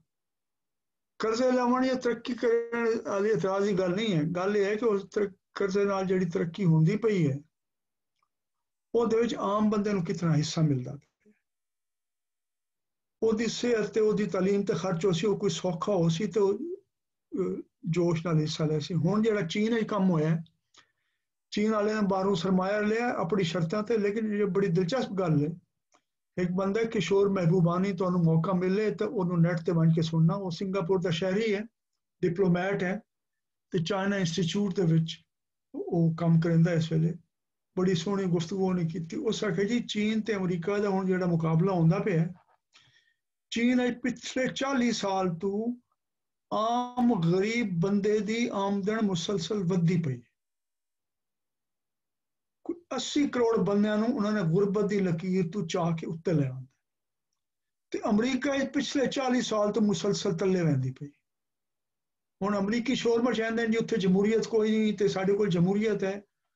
और जमहूरीयत दे लोगां दे डडे रोटी ना पवे ते लोगां नूं जमहूरीयत कोई समझ नहीं आती कि होनी चाहिए नहीं होनी चाहिए। ये तुहाडी गल ठीक है, तरक्की भी होनी चाहिए, आमदनी वधा भी होना चाहिए, पर उहदे हिस्सा आम लोगों नूं मिलना चाहिए या नहीं, ये सवाल है। यदि ना होने की वजह तो लोग सारे खलो गए, वो कीता करताया सारा खत्म हो गया। खुद महबूब हक साहब आन जिन्होंने सब तो पहले उंगली चाही, उन्हें आखे जी 20 घराने बन गए, इन्हों के हथ सारा सरमाया इकट्ठा हो गया मुल्क का, ये जिमें चावें चलाना ये आई। बाकी थोड़ी गल ठीक है। हुण लेकिन ये आई कि 1972 तो पहले, मतलब 1971 दिसंबर वखरा हो गया मशरकी पाकिस्तान। सानू एक तो गैर मुल्की कर्जा मिलता है तरक्की वास्ते, दूआ साड़ा वड्डा जरिया आई पटसन, सब तो वड्डी साड़ी एक्सपोर्ट आई, उसको जरिए मुआवजा मिलता है। हुण मशरकी पाकिस्तान चला गया तो वो पटसन वाला खाता खत्म हो गया, तो सनतें जड़ियां हैं भुट्टो साहब ने उन्होंने कौमियावन का फैसला किया, तो सनतकार ही पैसा कट के बाहर मिलना शुरू हो गए। तो हुण बड़ा मसला पैदा हो गया रोजगार का कि भाई शहरी गरीब वास्ते किवें रोजगार पैदा करो, जो देहात तो बंदा शहर आंदा पिया उहदे वास्ते किवें रोजगार पैदा करो। ਜ਼ਰ ਮੁਬਾਦਲਾ ਕਿਹੜੇ ਤਰੀਕੇ ਨਾਲ ਲੈ ਆਓ, ਰਿਆਸਤ ਜਿਹੜੀ ਆਪਣਾ ਕੰਮ ਕੀ ਕਰੇ। ਉਹਦੇ ਵਾਸਤੇ 2-3 ਵੱਡੇ ਫੈਸਲੇ ਕੀਤੇ ਭੁੱਟੋ ਸਾਹਿਬ ਨੇ ਤੇ ਤਬਦੀਲੀ ਆਈ ਪਾਲਿਸੀ ਦੇ ਵਿੱਚ। ਪਹਿਲੀ ਤੇ ਆਈ, ਅੱਛਾ ਤੁਸੀਂ ਅਗਰ ਕੋਈ 5-10 ਮਿੰਟ ਦੀ ਬ੍ਰੇਕ ਜਿਸ ਵੇਲੇ ਕਰਨੀ ਹੋ ਮੈਂ ਦੱਸ ਦੇ ਹੋਣਾ, ਬਾਅਦ ਅਸੀਂ ਇਸ ਗੱਲ ਨੂੰ ਪੂਰੀ ਕਰਨੀ। ਪਹਿਲੀ ਗੱਲ ਇਹ ਆਈ ਕਿ ਪਹਿਲੇ ਆਏ ਪਟਸਨ। ਭੁੱਟੋ ਸਾਹਿਬ ਨੇ ਬੜੀ ਅਕਲਮੰਦੀ ਤੋਂ ਕੰਮ ਲਿਆ, ਉਹਨਾਂ ਕਿ ਪਟਸਨ ਤਾਂ ਰਿਹਾ ਨਹੀਂ, ਜ਼ਰ ਮੁਬਾਦਲਾ ਚਾਹੀਦਾ ਨਹੀਂ, ਤੇ ਉਹਨਾਂ ਆਖਿਆ ਜੀ ਸਾਨੂੰ ਉਸ ਵੇਲੇ ਭੁੱਟੋ ਸਾਹਿਬ ਦੇ ਸ਼ਾਹ ਫੈਸਲ ਨਾਲ ਅਰਬ ਸਰਬਾਰਾਂ ਨਾਲ ਤਲੁਕਾਤ ਹਨ ਬੜੇ, ਇਹਨਾਂ ਨੇ ਉਹਨਾਂ ਨੂੰ ਮਸ਼ਵਰਾ ਦਿੱਤਾ ਕਿ ਤੁਸੀਂ ਆਪਣੀ ਟ੍ਰੇਡ ਯੂਨੀਅਨ ਬਣਾਓ, ਤੁਸੀਂ ਸਸਤਾ ਆਪਣਾ ਤੇਲ ਦਿੰਦੇ ਪਏ ਹੋ ਮਗਰਬੀ ਮੁਲਕਾਂ ਨੂੰ, ਇਤਨੀ ਦੌਲਤ ਹੈ, ਉਹ ਸਭ ਕੁਝ ਲਈ ਮੈਂ ਤੁਹਾਨੂੰ ਕੋਈ ਢੀਂਦਾ ਨਹੀਂ ਪਿਆ। ਤਾਂ OPEC ਬਣੀ, organisation of petroleum exporting country, ਤੇ ਉਹਦੇ ਵਿੱਚ ਬੜਾ ਰੌਲਾ ਪਿਆ ਮਗਰਬੀ ਮੁਲਕਾਂ ਵਿੱਚ, ਲੇਕਿਨ ਉਹਨਾਂ ਕੋਲ ਬੜਾ ਲੰਬਾ ਪੈਸਾ ਆਉਣਾ ਸ਼ੁਰੂ ਹੋ ਗਿਆ, ਜਿਹੜੇ ਉਹਨਾਂ ਦੇ ਟਰਮਸ ਆਫ ਟ੍ਰੇਡ ਤਬਦੀਲ ਹੋਏ, ਤੇਲ ਦੀ ਕੀਮਤਾਂ 'ਚ ਫਰਕ ਪਿਆ। ਉਹਨਾਂ ਨੂੰ ਲੋੜ ਪਈ ਕਿ ਵੀ ਅਸੀਂ ਆਪਣੇ ਇਲਾਕੇ 'ਚ ਕੋਈ ਤਰੱਕੀ ਕਰੀਏ, ਇਨਫਰਾਸਟਰਕਚਰ ਬਣਾਵੀਏ, ਸੜਕਾਂ ਬਣਾਵੀਏ, ਆਪਣੇ ਉੱਤੇ ਖਰਚ ਕਰਨਾ ਅਸ਼ਰਾਫੀਅਤ ਤੇ। ਬਹਰਹਾਲ ਬੜਾ ਵੱਡੀ ਇੱਕ ਲਹਿਰ ਆਈ ਤੇ ਭੁੱਟੋ ਸਾਹਿਬ ਨੇ ਨਾਲ ਇਸਲਾਮੀ ਕਾਨਫਰੰਸ ਬਣਾਉਣ ਵਾਸਤੇ ਜ਼ੋਰ ਦਿੱਤਾ ਕਿ ਤਾਂ ਕਿ ਉਹਨਾਂ ਨਾਲ ਇੱਕ ਹੋਰ ਤਲੁਕ ਤਕੜਾ ਕਾਇਮ ਕਰ ਲਵੇ, ਬਸ ਅਸਾਂ ਤੁਹਾਡੇ ਭਰਾ ਬਣਨਾ ਹੈ, ਤੁਸੀਂ ਜੋ ਹੋ ਉਹਦੇ ਵਿੱਚ ਤਰੱਕੀ ਦੇ ਕੰਮ ਵਿੱਚ ਜੋ ਵੀ ਤੁਹਾਨੂੰ ਖਿਦਮਾਤ ਚਾਹੀਦੀਆਂ ਜਿਹੜੇ ਤਰੀਕੇ ਦੀਆਂ, ਉਹ ਸਭ ਤੋਂ ਪਹਿਲੇ ਤੁਸੀਂ ਸਾਨੂੰ ਤਵੱਜੋ ਦੇਣੀ ਹੈ। ਤੇ ਉਹ ਵਕਤ ਪਹਿਲੀ ਦਫਾ ਐਕਸਪੋਰਟ ਆਫ ਹਿਊਮਨ ਕੈਪੀਟਲ ਸ਼ੁਰੂ ਹੋਈ ਪਾਕਿਸਤਾਨ ਤੋਂ। ਜਿਸ ਤਰ੍ਹਾਂ ਤੁਹਾਡਾ ਕਾਰੀਗਰ ਆਏ, ਜਿਸ ਤਰ੍ਹਾਂ ਤੁਹਾਡਾ ਮਜ਼ਦੂਰ ਆਏ, ਉੱਥੇ ਸੜਕਾਂ ਬਣਾਉਣੀਆਂ, ਉੱਥੇ ਇਮਾਰਤਾਂ ਬਣਾਉਣੀਆਂ, ਬਹੁਤ ਕੰਸਟਰਕਸ਼ਨ ਦਾ ਕੰਮ ਆਈ, ਸਾਰੇ ਇੱਥੋਂ ਸ਼ੁਰੂ ਹੋ ਗਏ, ਪਾਸਪੋਰਟ ਆਫਿਸ ਖੁੱਲ ਗਏ, ਪਾਸਪੋਰਟ ਬਣਨਾ ਸ਼ੁਰੂ ਹੋ ਗਏ। ਉਹ ਪਟਸਨ ਦੇ ਨਾਲ ਜਿਹੜੀ ਘਾਟਾ ਪੈਦਾ ਹੋਇਆ ਉਹ ਇਹਨਾਂ ਨੇ ਇਸ ਦੇ ਨਾਲ ਪੂਰਾ ਕੀਤਾ ਕਿ ਉੱਥੋਂ ਪੈਸੇ ਕਮਾਉਂਦੇ ਹਨ, ਉਹ ਡਾਲਰ ਦੀ ਸ਼ਕਲ ਜੋ ਕਮਾ ਕੇ ਵਾਪਸ ਵੀ ਜਾਂਦੇ ਹਨ, ਉਹਨੇ ਪਟਸਨ ਦੀ ਕਮੀ ਨੂੰ ਹੋਣਾ ਸ਼ੁਰੂ ਕੀਤਾ। ਦੂਈ ਉਸ ਜ਼ਮਾਨੇ 'ਚ ਜਿਹੜਾ ਨਜ਼ਰੀਆ ਆਈ ਤਰੱਕੀ ਦੇ ਬਾਰੇ 'ਚ, ਸੋਸ਼ਲਿਸਟ ਮੁਲਕਾਂ 'ਚ ਬਹੁਤ ਮਕਬੂਲ ਆਈ, ਬਹੁਤ ਸਾਰੇ ਜਿਹੜੇ ਸਰਮਾਇਆਦਾਰੀ ਨਿਜ਼ਾਮ ਦੀ ਤਨਕੀਦ ਕਰਨ ਵਾਲੇ ਹਨ, ਤੀਜੀ ਦੁਨੀਆ ਦੇ ਲੋਕ, ਉਹਨਾਂ ਦਾ ਇਹ ਆਖਣਾ ਹੈ ਕਿ ਬਈ ਅਸਾਂ ਮਾਰ ਇਸ ਵਾਸਤੇ ਖਾਂਦੇ ਪਏ ਹਾਂ ਆਪਣੀ ਤਜਾਰਤ ਦੇ ਵਿੱਚ ਮਗਰਬੀ ਮੁਲਕਾਂ ਦੇ ਨਾਲ, ਤੇ ਸਾਡੇ ਕੋਲ ਸਿਰਫ ਕੰਜ਼ਿਊਮਰ ਗੁੱਡ ਇੰਡਸਟਰੀ ਹੈ ਜਿਹੜੀ ਲੋਕਾਂ ਦੀ ਲੋੜਾਂ ਪੂਰੀਆਂ ਕਰਨ ਵਾਸਤੇ ਇੰਡਸਟਰੀ ਬਣਦੀ, ਖੰਡ, ਕੱਪੜਾ ਹੈ, ਜੁੱਤੀਆਂ ਹੈ, ਇਹੋ ਜਿਹੀ ਚੀਜ਼ਾਂ ਬਣਾਉਣੀ। ਸਾਡੇ ਕੋਲ ਕੈਪੀਟਲ ਗੁੱਡ ਇੰਡਸਟਰੀ ਕੋਈ ਨਹੀਂ, ਅਸਾਂ ਆਪਣੀ ਮਸ਼ੀਨਰੀ ਖੁਦ ਨਹੀਂ ਬਣਾ ਸਕਦੇ। ਜੇ ਅਸੀਂ ਆਪਣੀ ਮਸ਼ੀਨਰੀ ਖੁਦ ਬਣਾ ਸਕੀਏ ਤਾਂ ਸਾਨੂੰ ਮਿਲਾਂ ਵੀ ਸਸਤੀਆਂ ਮਿਲ ਵੈਸਨ ਬਣਾਉਣ ਵਾਸਤੇ, ਤੇ ਸਾਨੂੰ ਉੱਥੋਂ ਮਹਿੰਗੇ ਖਰੀਦਣਾ ਨਾ ਪਊਸੀ, ਸਾਡੇ ਮੁਲਕ ਦੇ ਰੋਜ਼ਗਾਰ ਵੀ ਪੈਦਾ ਹੋ ਸੀ, ਤਰੱਕੀ ਵੀ ਹੋ ਸੀ। ਇਸ ਵਾਸਤੇ ਉਹਨਾਂ ਨੇ ਸਟੀਲ ਮਿਲ ਬਣਾਉਣ ਦਾ ਫੈਸਲਾ ਕੀਤਾ। ਤੇ ਤੀਜੀ ਗੱਲ ਉਹਨਾਂ ਨੇ ਕੀਤੀ, ਉਹਨਾਂ ਨੇ ਆਖਿਆ ਜੀ ਮੈਂ ਕੌਮੀ ਮਲਕੀਅਤ ਲਾਉਣਾ ਤਾਂ ਕਿ ਇਹ ਜਿਹੜੇ 20 ਘਰਾਣੇ ਹਨ ਉਹ ਬਜਾਏ ਉਹਨਾਂ ਦੀ ਜੇਬ ਵਿੱਚ ਪੈਸਾ ਵੰਜੇ, ਇਹ ਸਰਕਾਰ ਕੋਲ ਪੈਸਾ ਆਵੇ ਤੇ ਉਹ ਸਰਕਾਰ ਜਿਹੜੀ ਹੈ ਲੋਕਾਂ ਦੇ ਫਲਾਹ ਦੇ ਉੱਤੇ ਖਰਚ ਕਰੇ। ਇਹ ਉਹਨਾਂ ਦੀ ਪਾਲਿਸੀਆਂ ਭੁੱਟੋ ਸਾਹਿਬ ਦੀਆਂ। ਉਹਦੇ ਕੋਈ ਘਾਟੇ ਵਾਧੇ ਉਹਨਾਂ ਕੋਲ ਹੋਏ, ਉਹਨਾਂ ਨੇ ਵੱਡੀ ਕੌਮੀ ਜਿਹੜੀ ਮਿਲਾਂ ਤੇ ਕੌਮੀ ਮਲਕੀਅਤ ਲੈ ਲਈਆਂ, ਉਹਦਾ ਇੱਕ ਇਹ ਹੋਇਆ ਨੁਕਸਾਨ ਪਾਕਿਸਤਾਨ ਨੂੰ ਵਕਤੀ ਤੌਰ ਤੇ, ਸਭ ਜਿਹੜੇ ਵੱਡੇ ਸਰਮਾਏਦਾਰ ਆਪਣਾ ਸਰਮਾਇਆ ਕੱਢ ਕੇ ਬਾਹਰ ਲੈ ਗਏ, ਕੋਈ ਸਾਊਦੀ ਅਰਬ ਚਲੇ ਗਏ, ਕੋਈ ਈਰਾਨ ਚਲੇ ਗਏ, ਕੋਈ ਕਿਤੇ ਚਲੇ ਗਏ। ਉਹਨਾਂ ਆਖਿਆ ਜਿੱਥੇ ਤੇ ਸਾਡਾ ਇਹ ਧੰਦਾ ਖਤਮ ਹੋ ਗਿਆ। ਲੇਕਿਨ ਨਾਲ ਉਹਨਾਂ ਨੇ ਸਕੂਲਾਂ ਨੂੰ, ਆਟੇ ਦੀ ਮਿਲਾਂ ਨੂੰ, ਚਾਵਲ ਛੜਾ, ਜਿਹੜੇ ਛੋਟੇ ਛੋਟੇ ਯੂਨਿਟ ਹਨ ਜਿਹੜੇ ਦਰਮਿਆਨੇ ਤਬਕੇ ਦੇ ਲੋਕ ਹਨ, ਉਹਨਾਂ ਨੂੰ ਕੌਮੀ ਮਲਕੀਅਤ ਲੈ ਲਿਆ। ਉਸ ਨਾਲ ਬਹੁਤ ਜ਼ਿਆਦਾ ਨਾਰਾਜ਼ਗੀ ਉਹਨਾਂ ਦੇ ਆਪਣੇ ਵੋਟਰਾਂ ਦੇ ਵਿੱਚ ਵੀ ਪੈਦਾ ਹੋ ਗਈ, ਤੇ ਪੀਪਲਜ਼ ਪਾਰਟੀ ਦੇ ਬਾਰੇ 'ਚ ਉਹਨਾਂ ਦੀ ਮਕਬੂਲੀਅਤ ਘਟਣਾ ਸ਼ੁਰੂ ਹੋ ਗਈ ਉਸ ਦੀ ਵਜ੍ਹਾ ਤੋਂ। ਤੇ ਦੂਆ ਕੰਮ ਉਹਨਾਂ ਨੇ ਇਹ ਕੀਤਾ, ਲੇਕਿਨ ਇਹ ਹੋਇਆ ਕਿ ਉਹ ਸਕੂਲ ਕੌਮੀ ਮਲਕੀਅਤ ਦੇ ਆਉਣ ਨਾਲ ਕਮ ਅਜ਼ ਕਮ ਜਿਹੜੇ ਸਕੂਲਾਂ ਦੇ ਉਸਤਾਦ ਹਨ ਨਾ, ਉਹਨਾਂ ਦੀ ਮੁਲਾਜ਼ਮਤਾਂ ਪੱਕੀਆਂ ਹੋ ਗਈਆਂ, ਸਰਕਾਰ ਨੇ ਉਹਨਾਂ ਨੂੰ ਤਨਖਾਹਾਂ ਸਰਕਾਰ ਵੱਲੋਂ ਮਿਲਣਾ ਸ਼ੁਰੂ ਹੋ ਗਈ। ਲੇਕਿਨ ਉਸ ਦੇ ਇਲਾਵਾ ਕੋਈ ਬੁਨਿਆਦੀ ਤਬਦੀਲੀ ਇਸ ਤਰ੍ਹਾਂ ਦੀ ਨਹੀਂ ਆਈ ਕਿ ਸਨਅਤਕਾਰੀ ਵੱਡੇ ਪੈਮਾਨੇ ਤੇ ਹੋਈ ਹੋਵੇ, ਵੱਡੇ ਪੈਮਾਨੇ ਤੇ ਲੋਕਾਂ ਨੂੰ ਰੋਜ਼ਗਾਰ ਮਿਲਨੇ ਹੋਣ, ਉਹ ਨਹੀਂ ਹੋਇਆ। ਰੋਜ਼ਗਾਰ ਦਾ ਵੱਡਾ ਜ਼ਰੀਆ ਹੈ ਮੁਲਕ ਤੋਂ ਬਾਹਰ ਲੋਕਾਂ ਨੂੰ ਘੱਲਣਾ, ਉਹ ਬੜੀ ਵੱਡੀ ਤਾਦਾਦ ਵਿੱਚ ਗਏ, ਬੜੇ ਪੈਸੇ ਕਮਾਏ। ਉਹਨਾਂ ਦੇ ਕਮਾਏ ਹੋਏ ਪੈਸੇ ਨਾਲ ਲੋਕਾਂ ਨੇ ਵੱਧ ਦਿਹਾਤਾਂ ਤੋਂ ਸ਼ਹਿਰਾਂ ਵੱਲ ਆਉਣਾ ਸ਼ੁਰੂ ਕੀਤਾ, ਸ਼ਹਿਰਾਂ ਦੀ ਆਬਾਦੀ ਵਧਣੀ ਸ਼ੁਰੂ ਹੋਈ, ਉੱਥੇ ਕਾਰੋਬਾਰ ਪੈਦਾ ਹੋਣਾ ਸ਼ੁਰੂ ਹੋ ਗਿਆ ਕਿਉਂਕਿ ਖਰੀਦਣ ਵਾਲੇ ਨਵੇਂ ਆ ਗਏ, ਸਕੂਲ ਬਣਨੇ ਸ਼ੁਰੂ ਹੋ ਗਏ ਨਵੇਂ, ਤੇ ਦੂਜੀ ਚੀਜ਼ਾਂ ਹੋ ਗਈਆਂ। लेकिन उन्हें दौर बड़ा मुख्तसर आई, सिर्फ जड़ा है वो 5 साल रहा। 1977 वो ख़त्म हो गया, ज़ियाउल हक साहब आ गए। उस तो बाद ज़ियाउल हक साहब का ज़माना है 1977 तो लैके 1988 तक, वो त्रिया दौर है। तुसां इहदे बारे अगर कोई पढ़िया है या कोई सवाल है तो मैं दसो, नहीं तो बाद मैं अगू गल शुरू करा। भुट्टो साहब के दौर के बारे तो कोई गल नहीं करनी होर।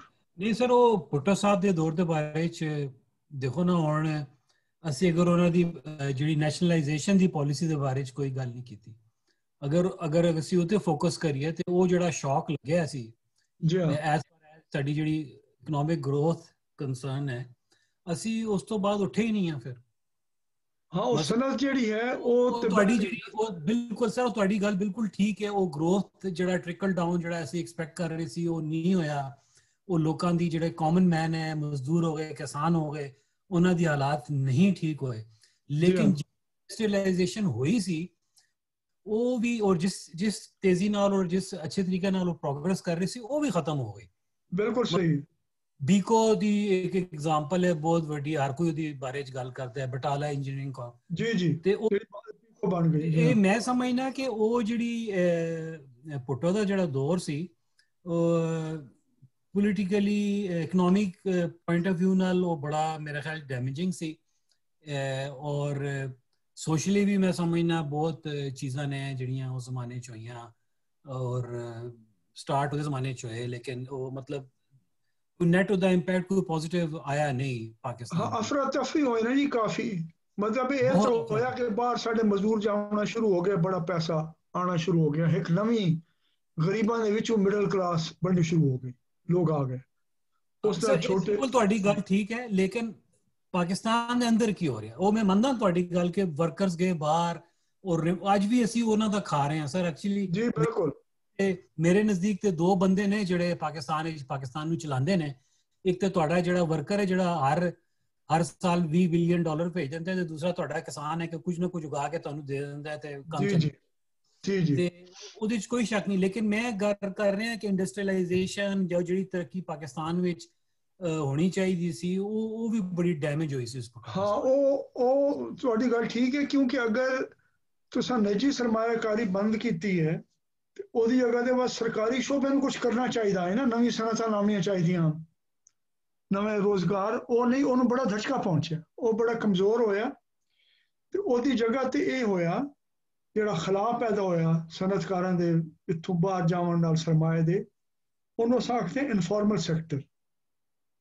ਇਨਫਾਰਮਲ ਸੈਕਟਰ ਦੀ ਇਬਤਦਾ ਉਸ ਜ਼ਮਾਨੇ 'ਚ ਹੋ ਗਈ ਕਿ ਪਹਿਲੇ ਇਹ ਹੁੰਦਾ ਹੈ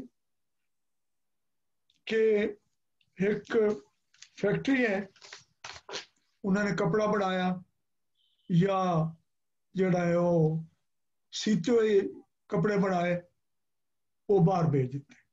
हुण वो तो चले गए, लेकिन वो जिहड़ी वड्डी कंपनियां जिहड़ी ब्रांड कंपनियां कपड़े बनाने वाली, जुत्तियां बनाने वाली दूइयां, उन्होंने सब कॉन्ट्रैक्टर अपने बढ़ा ले पाकिस्तान के दूए मुल्क हैं, उन्होंने मंज के कराची ਦੇ ਵਿੱਚ, ਲਾਹੌਰ, ਦੂਏ ਸ਼ਹਿਰਾਂ ਦੇ ਵਿੱਚ ਘਰਾਂ ਦੇ ਵਿੱਚ ਲੋਕਾਂ ਨੂੰ ਕੰਮ ਦੇਣੇ ਸ਼ੁਰੂ ਕਰ ਦਿੱਤੇ, ਜਿਹਨੂੰ ਅਸੀਂ ਫੈਮਿਲੀ ਐਂਟਰਪ੍ਰਾਈਜ਼ ਆਖਦੇ ਹਾਂ।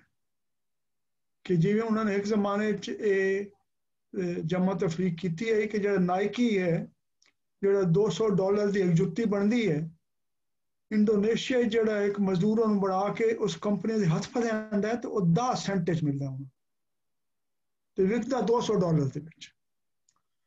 ਉਹ ਜਿਹੜਾ ਇਨਫਾਰਮਲ ਸੈਕਟਰ ਬਣਨਾ ਸ਼ੁਰੂ ਹੋਇਆ, ਜਿਹਨੇ ਬੈਨ ਅਲ-ਅਕਵਾਮੀ ਫਰਮਾਂ ਵਾਸਤੇ ਤੇ ਵੱਡੇ ਕਾਰੋਬਾਰ ਵਾਸਤੇ ਸ਼ੁਰੂ, ਉਹਦੇ ਤੇ ਲੁੱਟ ਪੱਟ ਦੀ ਕੋਈ ਹਿਸਾਬ ਹੀ ਨਹੀਂ ਰਿਹਾ ਕੌਮੀ ਸਰਮਾਇਆਦਾਰ ਦੇ ਮੁਕਾਬਲੇ ਵਿੱਚ ਵੀ, ਕਿਉਂਕਿ ਨਾ ਉਹਨਾਂ ਦੀ ਯੂਨੀਅਨ ਬਣ ਸਕਦੀ ਹੈ, ਉਹਨਾਂ ਨੂੰ ਸਮਝਿਆ ਜਾਂਦਾ ਹੈ ਇੰਡੀਪੈਂਡੈਂਟ ਐਂਟਰਪ੍ਰੇਨਿਓਰ। ਉਹ ਮਜ਼ਦੂਰ ਦੀ ਤਾਰੀਫ ਵਿੱਚ ਨਹੀਂ ਆਦਾ ਕਿ ਮੈਂ ਮਜ਼ਦੂਰ ਹਾਂ, ਨਾ ਉਹ ਯੂਨੀਅਨ ਬਣਾ ਸਕਦਾ, ਨਾ ਯੂਨੀਅਨ ਦੇ ਮੈਂਬਰ ਦੇ ਤੌਰ ਤੇ ਹੱਕ ਮੰਗ ਸਕਦਾ, ਨਾ ਇੰਸ਼ੋਰੈਂਸ ਦਾ, ਨਾ ਪੈਨਸ਼ਨ ਦਾ, ना तनख्वाह वास्ते सौदेबाजी कर सकता।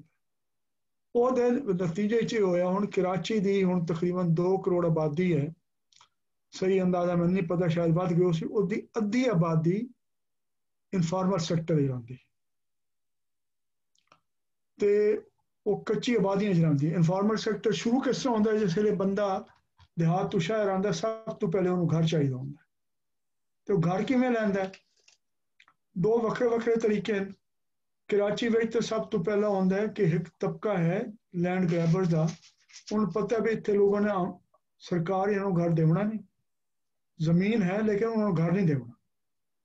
ਲੇਕਿਨ ਇਹਨੇ ਇੱਕ ਘਰ ਦੇ ਬਗੈਰ ਕੰਮ ਨਹੀਂ ਕਰ ਸਕਦਾ, ਮਜ਼ਦੂਰੀ ਨਹੀਂ ਕਰ ਸਕਦਾ। ਉਹ ਸਰਕਾਰੀ ਜ਼ਮੀਨ ਦਾ ਇੱਕ ਟੁਕੜਾ ਪਕੜਦੇ ਹਨ, ਉਹਨੂੰ ਵੰਡੇਂਦੇ ਹਨ, ਉਸ ਤੇ ਕਬਜ਼ਾ ਕਰਕੇ ਉਹਨੂੰ ਵੇਚਣਾ ਸ਼ੁਰੂ ਕਰ ਦਿੰਦੇ। ਇਤਨੇ ਥੋੜੀ ਕਿਸ਼ਤ ਰੱਖਦੇ ਹਨ ਕਿ ਉਹ ਬੰਦਾ ਦੇ ਸਕੇ ਆਪਣੀ ਤਨਖਾਹ ਵਿੱਚ। ਉਸ ਤੋਂ ਬਾਅਦ ਉਹਦੇ ਵਾਸਤੇ ਕਰਜ਼ੇ ਤੇ ਮਟੀਰੀਅਲ ਦਾ ਵੀ ਇੰਤਜ਼ਾਮ ਕਰਦੇ ਨੇ। ਉਹ ਥੱਲੇਦਾਰ ਉਹਨਾਂ ਨੂੰ ਆਖਦੇ, ਉਹ ਸੀਮੈਂਟ ਹੈ, ਪਾਈਪ ਹੈ, ਸਰੀਆ ਹੈ, ਦੂਈ ਚੀਜ਼ਾਂ ਉਹ ਉਹਨਾਂ ਨੂੰ ਮਿਲ ਪੈਂਦੀਆਂ। ਮਿਸਤਰੀ ਦਾ ਇੰਤਜ਼ਾਮ ਹੋ ਜਾਂਦਾ ਹੈ। ਉਹ ਆਬਾਦੀ ਨੂੰ ਮਤਲਬ ਕੱਚੀ ਆਬਾਦੀ। ਕੱਚੀ ਆਬਾਦੀ ਮਤਲਬ ਇਹਦੇ ਪੱਕੇ ਕਾਗਜ਼ਾਤ ਕੋਈ ਨਹੀਂ, ਇਹ ਕੱਚੇ ਕਾਗਜ਼ਾਤ ਨੇ। ਇਹ ਪਤਾ ਨਹੀਂ ਕਾਨੂੰਨੀ ਤੌਰ ਤੇ ਇਹਨੂੰ ਮੰਨਿਆ ਵੈਸੀ ਜਾਂ ਨਾ ਮੰਨਿਆ ਵੈਸੀ, ਪੱਕੀ ਹੋ ਸੀ ਜਾਂ ਨਾ ਹੋ ਸੀ। ਤੇ ਪਹਿਲਾ ਕੰਮ ਤੇ ਹੋਇਆ ਕਿ ਕੱਚੀ ਆਬਾਦੀਆਂ ਬਣ ਗਈਆਂ, ਜਿਹਦੇ 50% ਤੁਹਾਡੀ ਜਿਹੜੀ ਆਬਾਦੀ ਹੈ ਉਹਨਾਂ ਕੱਚੀ ਆਬਾਦੀਆਂ ਕਰਾਚੀ ਦੀ ਰਹਿੰਦੀ ਪਈ ਹੈ। ਤਕਰੀਬਨ 1 ਕਰੋੜ ਬੰਦਾ ਜਿਹੜਾ ਵੱਧ ਉਹਨਾਂ ਨੂੰ ਰੋਜ਼ਗਾਰ ਚਾਹੀਦਾ। ਹੁਣ ਬੇਸ਼ੁਮਾਰ ਜਿਹੜੇ ਸਬ ਕੰਟਰੈਕਟਰ ਹਨ ਉਹਨਾਂ ਨੇ ਇਹਨਾਂ ਨੂੰ ਘਰਾਂ 'ਚ ਆ ਕੇ ਕੰਮ ਦੇਣੇ ਸ਼ੁਰੂ ਕੀਤੇ। ਉਹਦਾ ਆਸਾਨ ਤਰੀਕਾ ਇਹ ਹੁੰਦਾ ਕਿ ਉਹਨਾਂ ਨੂੰ ਪਹਿਲੇ ਤੁਸੀਂ ਕਰਜ਼ਾ ਦੇ ਦਿਓ ਕਿ ਬਈ ਤੈਨੂੰ ਕੋਈ ਆਪਣੀ ਲੋੜਾਂ ਹਨ, ਇਹ ਤੂੰ ਲੈ ਲੈ, ਪੈਸੇ ਪੂਰੇ ਕਰ ਲੈ, ਤੇ ਵਕਤ ਉਹਦੇ ਕੋਲ ਕੰਮ ਕਰਵਾ ਕੇ ਆਪਣੀ ਮਰਜ਼ੀ ਦੇ ਉੱਤੇ ਉਹ ਮਾਲ ਦੀ ਕੀਮਤ ਤੈਅ ਕਰੋ, ਉਹਨਾਂ ਕੋਲ ਚਾ ਕੇ ਲੈ ਵੰਜੋ। ਉਹ ਕਰਜ਼ੇ ਦੀ ਵਜ੍ਹਾ ਤੋਂ ਫਸ ਪੈਂਦੇ ਨੇ। ਉਹ ਨਾ ਕਾਨੂੰਨੀ ਤੌਰ ਤੇ ਉਹਨਾਂ ਨੂੰ ਬੈਂਕ ਕਰਜ਼ਾ ਦਿੰਦਾ ਹੈ, ਨਾ ਉਹਨਾਂ ਨੂੰ ਸਰਕਾਰ ਘਰ ਦਿੰਦੀ ਹੈ, ਨਾ ਪ੍ਰਾਈਵੇਟ ਸੈਕਟਰ ਨੌਕਰੀ ਦਿੰਦਾ ਹੈ। ਉਹ ਸ਼ਿਕੰਜੇ 'ਚ ਫਸੇ ਹੋਏ ਹਨ। ਉਹ ਇੱਕ ਇਨਫਾਰਮਲ ਸੈਕਟਰ ਬਣਨਾ ਸ਼ੁਰੂ ਹੋਇਆ। ਉਹਦੇ ਵਿੱਚ ਵੱਡੀ ਤਾਦਾਦ ਨੂੰ ਲੋਕਾਂ ਨੂੰ ਉਹਦੇ ਵਿੱਚ ਬੰਦੇ ਨੂੰ ਮਜ਼ਦੂਰੀ ਲਾਉਣ ਵਾਸਤੇ ਵੀ ਜ਼ਿਆਦਾ ਸਰਮਾਇਆ ਨਹੀਂ ਚਾਹੀਦਾ ਹੁੰਦਾ, ਉਹਦੇ ਜਿਹੜੇ ਔਜ਼ਾਰ ਜਾਂ ਹਥਿਆਰ ਇਸਤੇਮਾਲ ਕਰਨੇ। ਉਹ ਫਰਕ ਪਿਆ ਕਿ ਸਨਅਤ ਕਮਜ਼ੋਰ ਹੋਈ, ਇਨਫਾਰਮਲ ਸੈਕਟਰ ਵੱਧ ਗਿਆ ਤੇ ਬਾਹਰ ਮਜ਼ਦੂਰਾਂ ਮਿਲਣਾ ਸ਼ੁਰੂ ਹੋ ਗਿਆ। ਉਸ ਤੋਂ ਬਾਅਦ 1977 ਦੇ ਵਿੱਚ ਜਿਹੜਾ ਹੈ ਉਹ ਭੁੱਟੋ ਸਾਹਿਬ ਦੀ ਹਕੂਮਤ ਹੀ ਖਤਮ ਹੋ ਗਈ। ਬਸ ਜ਼ਿਆਉਲ ਹਕ ਸਾਹਿਬ ਦਾ ਦੌਰ ਸ਼ੁਰੂ ਹੋ ਗਿਆ ਤੇ ਜ਼ਿਆਉਲ ਹਕ ਸਾਹਿਬ ਰਹੇ ਅਗਲੇ 11 ਸਾਲ। ਉਹਦੇ ਵਿੱਚ ਕੁਝ ਹੋਰ ਬੁਨਿਆਦੀ ਤਬਦੀਲੀਆਂ ਆਈਆਂ। ਉਹਦੇ ਵਿੱਚ ਸਾਡੀ ਰਿਆਸਤ ਦਾ ਬੜਾ ਹੱਥ ਆਈ ਉਹਨਾਂ ਤਬਦੀਲੀਆਂ ਦੇ ਲੈ ਆਉਣ ਵਾਸਤੇ। ਇਹ ਵਕਤੀ ਤੌਰ ਤੇ ਭੁੱਟੋ ਸਾਹਿਬ ਨੇ ਤਰੀਕਾ ਇਖਤਿਆਰ ਕੀਤਾ ਜਿਹੜਾ ਉਸ ਵੇਲੇ ਮਕਬੂਲ ਆਈ ਇੱਕ ਸੋਸ਼ਲਿਸਟ ਫਿਕਰ ਦੇ ਵਿੱਚ, ਜਿਹੜੇ ਤਰੀਕੇ ਉਹਨਾਂ ਨੇ ਇਖਤਿਆਰ ਕੀਤੇ। ਲੇਕਿਨ ਉਹ ਵੀ ਉਹਨਾਂ ਨੇ ਅੱਧੇ ਪਚੱਧੇ ਤਰੀਕੇ ਨਾਲ ਕੀਤੇ। ਉਹਦੇ ਕੋਈ ਜ਼ਿਆਦਾ ਮਨਸੂਬਾਬੰਦੀ ਸ਼ਾਮਿਲ ਕੋਈ ਨਾ ਆਈ, ਉਹਦੇ ਵਿੱਚ ਕੋਈ ਸੋਚ ਸ਼ਾਮਿਲ ਨਾ ਆਈ, ਉਹਦੇ ਵਿੱਚ ਉਹਦੀ ਪਾਰਟੀ ਦਾ ਕੋਈ ਤਿਆਰੀ ਸ਼ਾਮਿਲ ਨਾ ਆਈ ਉਸ ਕੰਮ ਨੂੰ ਕਰਨ ਵਾਸਤੇ। ਇਸ ਵਾਸਤੇ ਉਹ ਸਹੀ ਗੱਲ ਕੀਤੀ ਉਮਰ ਕਿ ਕੋਈ ਸਰਮਾਇਆਕਾਰੀ ਨਹੀਂ ਹੋਈ ਜ਼ਿਆਦਾ ਤੇ ਨਵੇਂ ਰੋਜ਼ਗਾਰ ਮੁਲਕ ਦੇ ਅੰਦਰ ਪੈਦਾ ਨਹੀਂ ਹੋਏ। ਉਸ ਤੋਂ ਬਾਅਦ ਜ਼ਿਆਉਲ ਹਕ ਸਾਹਿਬ ਆ ਗਏ, ਤੀਆ ਦੌਰ ਸ਼ੁਰੂ ਹੋ ਗਿਆ। ਸਰ ਜੀ ਇੱਕ ਸਵਾਲ ਪੁੱਛਾਂ? ਜੀ ਜੀ ਭੁੱਟੋ ਐਰਾ ਦੀ ਦੋ ਚੀਜ਼ਾਂ, ਇੱਕ ਤੇ ਅਗਰ ਕੋਈ ਲਿਟਰੇਚਰ ਹੋਏ ਆਥੈਂਟਿਕ ਇਨਫਾਰਮਲ ਸੈਕਟਰ ਤੇ ਜਿਹਦੀ ਤੁਸੀਂ ਬਾਤ ਕਰ ਰਹੇ ਹੋ ਤੇ it wood be very helpful ਕਿ ਉਹ ਅਗਰ ਅਸੀਂ ਪੜ੍ਹ ਲਈਏ। ਦੂਸਰੀ ਚੀਜ਼ ਹੈ ਕਿ ਭੁੱਟੋ ਦੀ ਬੜੀ ਤਨਜ਼ੀਮੀ ਕਮਜ਼ੋਰੀਆਂ ਸੀ ਤੇ ਇੱਕ ਤੇ ਜਿਹੜਾ ਉਹਨੇ ਪਾਰਟੀ ਬਿਲਕੁਲ ਨਹੀਂ ਬਣਾਈ, ਇਹ ਉਹਦੀ ਬੜੀ ਕਮਜ਼ੋਰੀ ਸੀ। ਕੋਈ ਇਹਦੇ ਬਾਰੇ ਚ ਗੱਲ ਕਰੋ। ਜੀ ਜੀ ਮੈਂ ਦੋਵਾਂ ਦੇ ਬਾਰੇ ਗੱਲ ਕਰ ਸਕਦਾ। ਉਹ ਪਾਰਟੀ ਬਣਾਉਣ ਦੇ ਬਾਰੇ ਵੀ ਗੱਲ ਕਰ ਸਕਦਾ। ਜਿਹੜਾ ਇਨਫਾਰਮਲ ਸੈਕਟਰ ਹੈ ਨਾ, ਇਨਫਾਰਮਲ ਸੈਕਟਰ ਤੇ ਬਹੁਤ ਜ਼ਿਆਦਾ ਲਿਟਰੇਚਰ ਮੌਜੂਦ ਹੈ ਪਾਕਿਸਤਾਨ ਦੇ ਵਿੱਚ। ਜਿਨ੍ਹਾਂ ਲੋਕਾਂ ਨੇ ਕੰਮ ਕੀਤਾ ਇਨਫਾਰਮਲ ਸੈਕਟਰ ਦੇ, ਸ਼ੇਖ ਅਖਤਰ ਹਮੀਦ ਖਾਨ ਹੈ, ਤੁਸੀਂ ਨੈਟ ਤੇ ਸਰਚ ਕਰੋ ਤੇ ਤੁਹਾਨੂੰ ਉਹਨਾਂ ਦੀ ਕਿਤਾਬਾਂ ਮਜ਼ਮੂਨ ਵਗੈਰਾ ਮਿਲ ਜਾਣ। ਠੀਕ। ਦੂਏ ਇੱਕ ਸਾਹਿਬ ਹਨ ਸਿੰਧ ਕੱਚੀ ਆਬਾਦੀ ਅਥਾਰਟੀ ਦੇ ਡਾਇਰੈਕਟਰ ਜਨਰਲ ਤਸਲੀਮ ਸਿੱਦੀਕੀ। ਠੀਕ। ਉਹਨਾਂ ਨੇ ਉਹਨਾਂ ਨੇ ਇਹ ਜਿਹੜੀ 50% ਆਬਾਦੀ ਹੈ ਨਾ, ਜਿਹੜੀ ਕੱਚੀ ਆਬਾਦੀ ਰਹਿੰਦੀ ਹੈ, ਉਹਨਾਂ ਨੇ ਉਹਦੀ ਅਪਗ੍ਰੇਡੇਸ਼ਨ ਤੇ ਰੈਗੂਲਰਾਈਜੇਸ਼ਨ ਦਾ ਕੰਮ ਕੀਤਾ। ਮਾਲਕਾਨਾ ਹਕੂਕ ਦਿੱਤੇ ਲਖੂਖਾਰ ਲੋਕਾਂ ਨੂੰ ਆਪਣੇ ਦੌਰ ਦੇ ਵਿੱਚ। ਤੇ ਵਰਲਡ ਬੈਂਕ ਨੇ ਉਹਨਾਂ ਨੂੰ ਕਰਜ਼ੇ ਦੀ ਪੇਸ਼ਕਸ਼ ਕੀਤੀ। ਉਹਨਾਂ ਨੇ 1 ਪੈਸਾ ਨਹੀਂ ਲਿਆ ਕਰਜ਼ੇ ਵਰਲਡ ਬੈਂਕ ਤੋਂ। ਉਹਨਾਂ ਨੇ ਸਾਨੂੰ ਕਰਜ਼ੇ ਦੀ ਲੋੜ ਨਹੀਂ, ਉਹਨਾਂ ਜਿਹੜੇ ਸਰਕਾਰੀ ਤਰੀਕੇਕਾਰ ਹੁੰਦਾ ਉਹ 73 ਸਟੈਪਸ ਤੋਂ ਲੈ ਕੇ ਉਹਨੂੰ 5-7 ਸਟੈਪਸ ਤੇ ਲੈ ਆਏ ਕਿ ਕੋਈ ਆਦਮੀ ਜਿਹੜਾ ਬੈਠਾ ਹੋਇਆ ਹੈ ਹੁਣ ਉਹਨੂੰ ਕਾਨੂੰਨੀ ਹਕੂਕ ਦੇਣ ਉੱਥੇ ਰਹਿਣ ਦੇ ਉਹਨੇ ਹੱਕ ਹਾਸਲ ਕਰਨਾ ਹੈ। ਪਹਿਲੇ ਤਾਂ ਉਹਨਾਂ ਨੇ ਮੈਨੇਜਮੈਂਟ ਦਾ ਨਿਜ਼ਾਮ ਜਿਹੜਾ ਸਰਕਾਰੀ ਹੁੰਦਾ ਇਤਨਾ ਮੁਸ਼ਕਿਲ ਹੁੰਦਾ ਕੋਈ ਮੁਕੰਮਲ ਨਹੀਂ, ਉਹਨੂੰ ਸਾਰਾ ਕਚਰਾ ਉਹਦੇ ਚੋਂ ਕੱਢ ਕੇ ਉਹਨੂੰ ਸਾਦਾ ਕੀਤਾ ਮੁਖਤਸਰ। ਦੂਆ ਉਹਨਾਂ ਨੇ ਸਿੰਧ ਕੱਚੀ ਆਬਾਦੀ ਅਥਾਰਟੀ ਦੇ ਦਫ਼ਤਰ ਉਹਨਾਂ ਕੱਚੀ ਆਬਾਦੀਆਂ ਹੀ ਬਣਾ ਦਿੱਤੇ। ਉਹਨਾਂ ਆਖਿਆ ਜਿਸ ਬੰਦੇ ਨੇ ਦਰਖਾਸਤ ਆਉਣੀ ਹੈ ਉਹਨੂੰ ਸਾਡੇ ਦਫ਼ਤਰ ਨਾ ਆਉਣਾ ਪਊ, ਥਾਂ ਬੰਦਾ ਸਾਡਾ ਹੋ ਸੀ ਤੁਹਾਡੇ ਕੋਲ। ਤੇ ਨਾਲ ਉਸ ਤੋਂ ਬਾਅਦ ਉਹਨਾਂ ਆਖਿਆ ਸਿਰਫ ਸ਼ਨਾਖਤੀ ਕਾਰਡ ਤੁਸੀਂ ਲੈ ਆਓ, ਦਰਖਾਸਤ ਲਿਖੋ। 2-3 ਚੀਜ਼ਾਂ ਹਨ ਜਿਹੜੀਆਂ ਤੇ ਔਕਾਤ ਕਰ ਦਿੱਤੇ। ਮਤਲਬ ਹੈ ਕਿ ਜਿਹੜੇ ਫੈਕਟਰੀ ਦੇ ਕੰਮ ਖਤਮ ਹੋਣ ਤੋਂ ਬਾਅਦ ਔਕਾਤ ਦਫ਼ਤਰ ਬਣਾ ਦਿੱਤੇ ਕਿ ਬੰਦਾ ਸਾਡਾ ਸ਼ਾਮਿਲ ਹੈ ਉਸੇ ਤੱਕ ਤੁਹਾਨੂੰ ਦਿਹਾੜੀ ਆਪਣੀ ਤੋੜਨੀ ਨਾ ਪਵੇ ਸਾਡੇ ਕੋਲ ਕੰਮ ਕਰਨ ਵਾਸਤੇ। ਉਹਨਾਂ ਨੇ ਕਿਤਾਬ ਲਿਖੀ ਹੈ ਤਸੀਮ ਸਿੱਦੀਕੀ ਸਾਹਿਬ ਨੇ, ਤੀਸਰੇ ਬੰਦੇ ਹਨ ਆਰਿਫ ਹਸਨ ਸਾਹਿਬ ਤੇ ਚੌਥੀ ਹਨ ਖਾਤੂਨ परवीन रहमान जी बड़ी कमाल की औरत है जिन्हें तकरीबन तमाम कच्ची आबादियां दी नक्शे अगर किसी को मौजूद हैं वो परवीन रहमान को मौजूद हैं। उन्होंने आर्कीटैक्चर ग्रेजुएशन करने तो बाद पूरे 35 साल उत्थे औरंगजेब गुजारते कच्ची आबादी में नक्शे बनाए, ना सिर्फ कराची की कच्ची आबादियां दे बल्कि कराची के जड़े बिल्कुल वो हन सिरे ते जड़े देहात हैं गोठ जिथे कब्जा ग्रुप प्लानर्स बिल्डर माफिया का वो कब्जा करने की कोशिश करता पिया।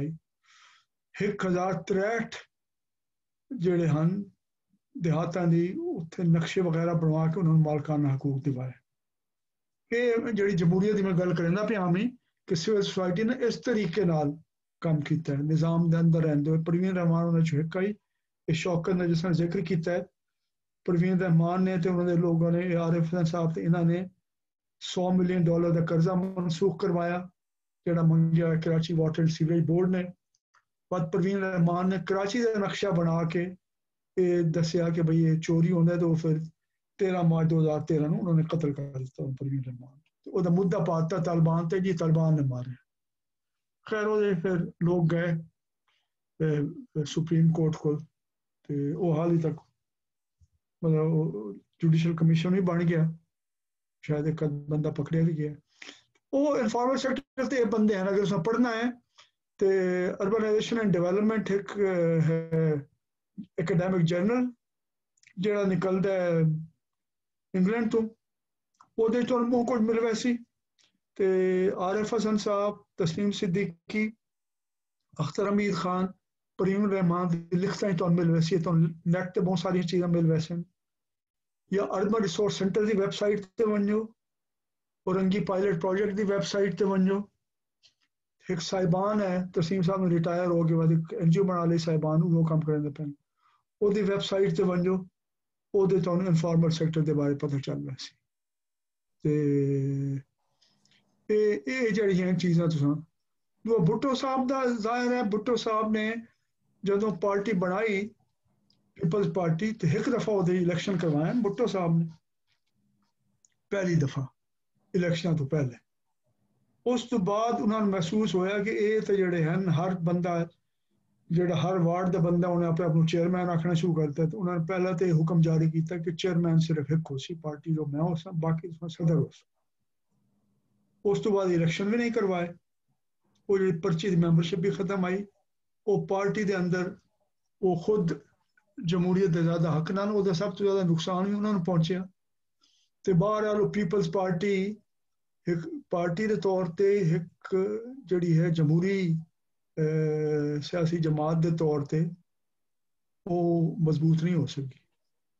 वो एक शख्सी पार्टी की वो शक्ल बन गई।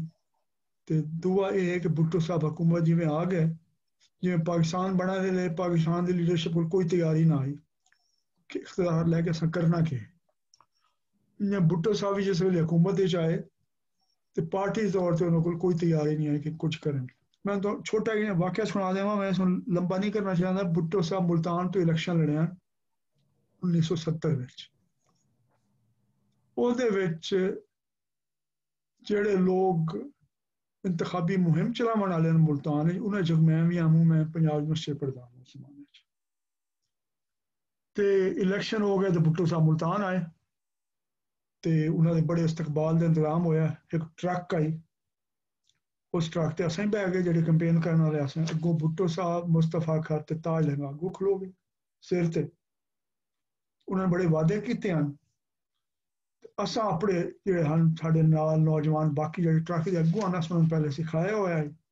असां ट्रक तो नारा लाविए उस समय लगता है छीन लो जागीरें जागीरें छीन लो।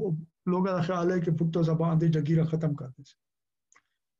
और जिसले असें 2-3 दफा नारा लगाया तो पिछू मुड़ के मुस्तफा कर ने आखे कि नारे ना लाओ।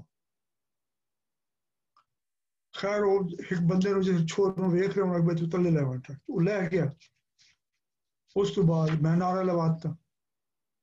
उस बाद भुट्टो साहब मुड़ के वेखे उन्हें नाराज होकर आख्या कि तुम नारे ना लाओ साढ़े लोग जड़े हैं वो भज वैसे साड़ी पार्टी छोड़। और नतीजतन सारे लैके चले आए। ये मैं वाकई इस पासे सुनाया कि भुट्टो साहब ने नारे तो बड़े लाए जागीरदारी खत्म करने दे भी ते सरमायादारी खत्म करने दे भी ते कौमीयत दे भी, लेकिन उन्हें पता है कि मैंने इन्हां लोगों की लोड़ है हुकूमत दे राउंड वास्ते। हुकूमत आने बाद ही सब तो पहले उन्हें कि कोई ऐसे नारे ना लाओ जिससे दूई पार्टियां दे लोग जेह्ड़े जागीरदार हैं साड़ी पार्टी ते अपने हमदर्द जेह्ड़े हैं वो साड़ी हमदर्दी छोड़ देवन ते साड़ी हुकूमत ना बन सके वो चल ना सके। उस बाद बेशुमार वाकयात होए। बहरहाल ये दौर गुजर गया तो उस तो बाद आ गया ज़ियाउल हक साहब का दौर। ज़ियाउल हक साहब के आने नाल एक नवी जेत आ गई। एक तो ये आई इनफॉर्मल सैक्टर नहीं वधदा रहा लेकिन प्राइवेट सैक्टर उन्होंने बहाल किया, तसल्ली दी। जेडे स्कूल हैं उन्होंने दोबारा प्राइवेट सैक्टर इजाजत दे दी। बेशुमार इंग्लिश मीडियम स्कूल बनना शुरू हो गए। बाकी प्राइवेट सैक्टर के लोगों को सरमायाकारी कारोबार की इजाजत मिल गई। लेकिन जी एक बड़ी तब्दीली ये हुई कि ज़ियाउल हक साहब के जमाने में पाकिस्तान जी अफगानिस्तान में अमरीका ने ते नेटो ने मिल के अफगान कबायलियां नाल और रूस के खिलाफ जंग शुरू की थी। अफगानिस्तान जी कम्युनिस्ट हुकूमत के खिलाफ जंग की आई वो करीबी इत्तेहादी ते फ्रंट लाइन वो पाकिस्तान बन गया ज़ियाउल हक साहब की क्यादत दे विच। उस जमाने जिवें पहले महबूब हक साहब ने दून लिखा 20 फैमिलीज 20 घराने का उन्होंने तारुफ करवाया तो मकबूल किया। उन्होंने ब्लैक इकोनॉमी दे विच पाकिस्तान में ब्लैक इकोनॉमी के बारे लिखा तो उन्होंने पाकिस्तान की 50% इकोनॉमी ब्लैक इकोनॉमी है। ਇਹਦਾ मतलब सरकार के कागजां में उस इकोनॉमी का जिक्र ही कोई नहीं, लेकिन वो कोल माल दौलत ते वसायल इतने हैं जी पूरी फॉर्मल इकोनॉमी के बराबर है। वो ब्लैक इकोनॉमी क्या आई कि असला बेचने वाले लोग आ गए जेडे कि मगरबी मुल्कों के पैसे नाल असला लैंदे हैं। कई जगह तो लैंदे हैं, इसराइल तो भी लैंदे हैं, मिस्र तो भी लैंदे हैं, दूए मुल्कों तो जिवें क्लैशनिकोव हैं ज़्यादा रूसियां को रन खरीद करेंदे वो इन्हां को लैके ते वो तालिबान नूं देंदे हैं। नाल ये भी आते हैं कि भाई इतनी क्लैशनिकोव पकड़ियां गई मुकाबले में कुछ पकड़ेंदे भी हो सन। बहरहाल वो ब्लैक इकोनॉमी असला बेचने वाले लोग आ गए मैदान दे विच। वो असला जिहड़ा है अफगानां की लोड़ तो बहुत ज्यादा असला आई वो पाकिस्तान के कल्चर का हिस्सा बन गया। वो बसंत जिथे कदाई हुण लोग बसंत ते लोग बंदूकों भी चलाने ट्रैसर बुलेट नाल विखरेंदे भी हैं आसमान दे विच रोशनियां। हुण तो खत्म हो गई बसंत, लेकिन बसंत दे विच वो बंदूकों का इस्तेमाल दुए कोई बाल जम पे उसले क्लाशनिकोव चला देना। उस ब्लैक इकोनॉमी में असले की जिहड़ी तजारत है एक बड़ा जरिया बन गया। दूआ हेरोइन आई क्योंकि तालिबान जो मुजाहिदीन हैं उन्होंने कोई पैसे तो देने हैं नाल मुजाहिदीन अपना आज़ादाना भी कोई रोजी का जरिया बनाना चाहते हैं। मकामी सरदार जिथे भी हैं हेरोइन उन्होंने बना के पोस्ट तो नाल कुछ कैमिकल में लेंदे हैं वो वड्डे पैमाने बेचना शुरू हुई। अमरीका च बन के विकी 30 लाख तक नौजवान पाकिस्तान है उसकी ज़ादे च आया तो हेरोइन की तजारत शुरू हो गई। तो लेकिन क्योंकि आज़ादी तो इस्लाम वास्ते बज़ाहिर लड़ाई लड़ते पैन उन्हें आखे कोई नुकसान कोई इतना बड़ा कोई नुकसान कोई अगर बंदूक आ गई हेरोइन आ गई पाकिस्तान बस फौजी इमदाद के नाम से पैसा आया बेशुमार लोग हैं जिन्हों के बारे कोई ना ही पता, जिन्हों की तनख्वाहां तो वो उतनी डॉलर या उतने वसाइल या जायदाद नहीं बन सकती, वो बनना शुरू हो गए। जेडे बज़ाहिर हों जवाहर साहब ने अगर रैंच अमरीका ही खरीद लिया तो बंदे ने सोचना पैंदा जी रैंच वास्ते पैसा कित्थों आया, जो होर बहुत सारे ऐसे लोग हैं।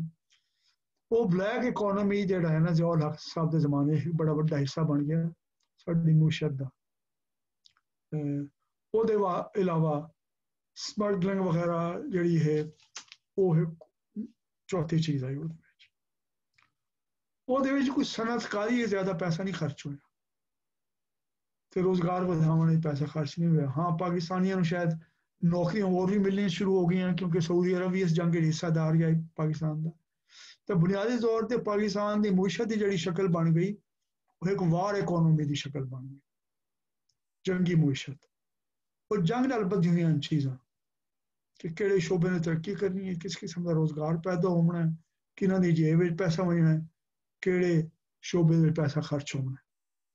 ये ਉਹਦੇ बारे जिवें इन्हां लिखिया है अकबर जैदी साहब ने कि बहुत वड्डी तादाद दे विच जिहड़े फौजी अफसरान हैं उन्हां दी दौलत च इजाफा होया उस जमाने में। एक क्या होया, दो ही एक वड्डी जिहड़ी तब्दीली आई वो ये आई कि फौज कारोबार दे विच एक कारोबारी इदारे के तौर पर बड़े वड्डे पैमाने पाकिस्तान की मुशत दाखिल हुई। उन्होंने सरकार तो कर्जा लिया,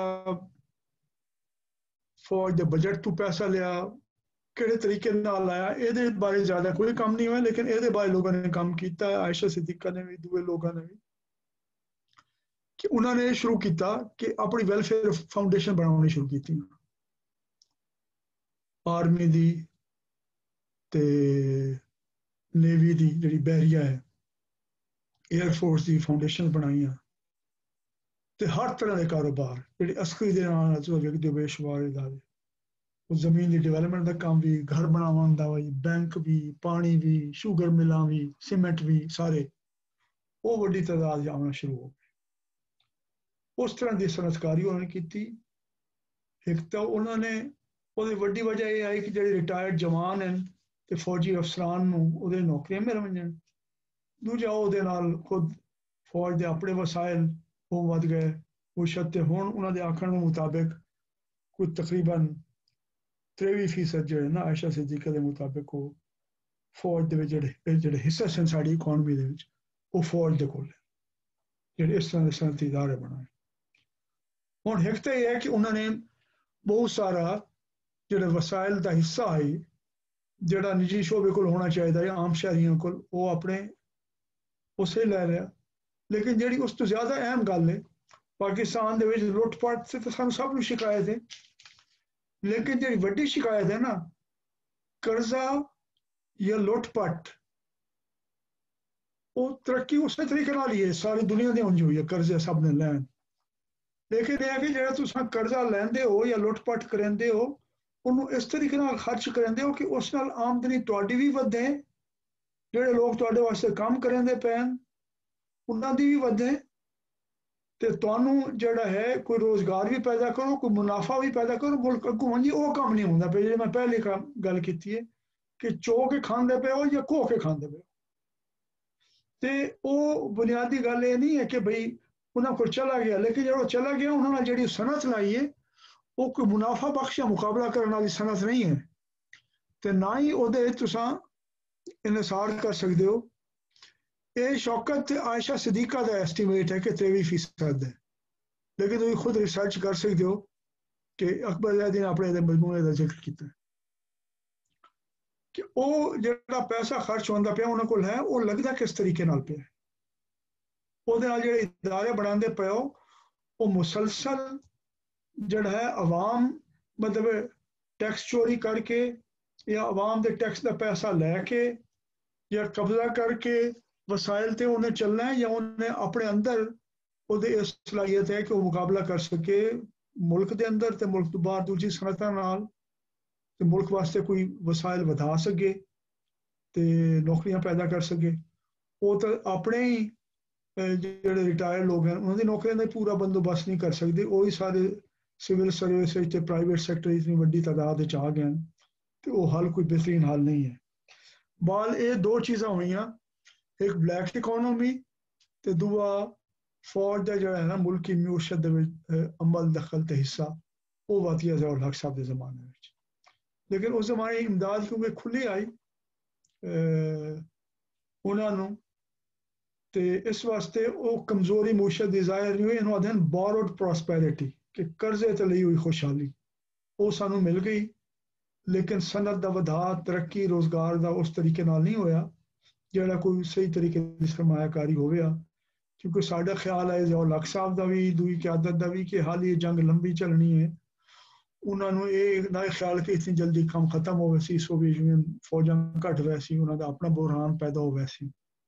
ਉਹ ਨਾ ਅੰਦਾਜ਼ਾ ਗਲਤ ਨਿਕਲਿਆ, ਉਸ ਤੋਂ ਪਹਿਲੇ ਉਹ ਖਤਮ ਹੋ ਗਿਆ ਸਿਲਸਿਲਾ। ਤੇ ਇਹ ਸਾਰਾ ਤੇ ਅਮਰੀਕਾ ਨੇ ਜਿਉਂ ਹੀ ਜੰਗ ਖਤਮ ਹੋਈ ਉਹਨਾਂ ਨੇ USA ਤੋਂ ਦੂਏ ਜਿਹੜੇ ਪੈਸੇ ਵੈਸੇ ਇਮਦਾਦ ਦੇ ਸਾਰਾ ਬਿਸਤਰਾ ਬੋਰੀਆ ਲਪੇਟਿਆ। USA ਦਾ ਪ੍ਰੋਗਰਾਮ ਹੀ ਸਾਰਾ ਤੇ ਬਿਸਤਰਾ ਬੋਰੀਆ ਲਪੇਟ ਕੇ ਚਲੇ ਗਏ। ਇਸ ਵਾਸਤੇ ਉਹ ਜਿਹੜੀ ਹਕਮਤ ਅਮਲੀ ਆਈ ਮੁਲਕ ਦੇ ਵਿੱਚ ਸਰਮਾਇਆ ਲੈ ਕੇ ਆਉਣ ਦੀ, ਤਰੱਕੀ ਕਰਨ ਵਾਲੀ, ਉਹ ਬੜੀ ਆਰਜ਼ੀ ਤੇ ਬਹੁਤ ਜੁੜੀ ਹੋਈ ਆਈ ਅਮਰੀਕਾ ਦੇ ਆਪਣੇ ਇਸ ਇਲਾਕੇ ਵਿੱਚ ਸਟ੍ਰੈਟੇਜਿਕ ਮਫਾਦਾਤ ਦੇ ਨਾਲ। ਉਹਦੇ ਨਾਲ ਕੁਝ ਲੋਕਾਂ ਨੂੰ ਇਲੀਟ ਵਿੱਚ ਫਾਇਦਾ ਪਹੁੰਚਿਆ ਜਿਨ੍ਹਾਂ ਨੇ ਜਾਇਦਾਦਾਂ ਬਣਾ ਲਈਆਂ, ਲੇਕਿਨ ਉਹਦੇ ਵੀ ਪੈਦਾਵਾਰੀ ਤਰੀਕੇ ਨਾਲ ਕੋਈ ਸਰਮਾਇਆਕਾਰੀ ਨਹੀਂ ਹੋਈ। ਆਮ ਲੋਕਾਂ ਨੂੰ ਤਾਂ ਉਹਦਾ ਬੜਾ ਘੱਟ ਫਾਇਦਾ ਪਹੁੰਚਿਆ। ਬਲੈਕ ਇਕੋਨੋਮੀ ਤੁਸੀਂ ਵੇਖ ਚੁੱਕੇ ਹੋ। ਉਸ ਤੋਂ ਬਾਅਦ ਆਇਆ 1988 ਤੋਂ 99 ਹਦੇ ਦੌਰ ਜ਼ੀਆਉਲ ਹਕ ਸਾਹਿਬ ਦਾ ਗੁਜ਼ਰ ਗਿਆ। 1999 ਤੋਂ ਬਾਅਦ ਦਾ ਦੌਰ,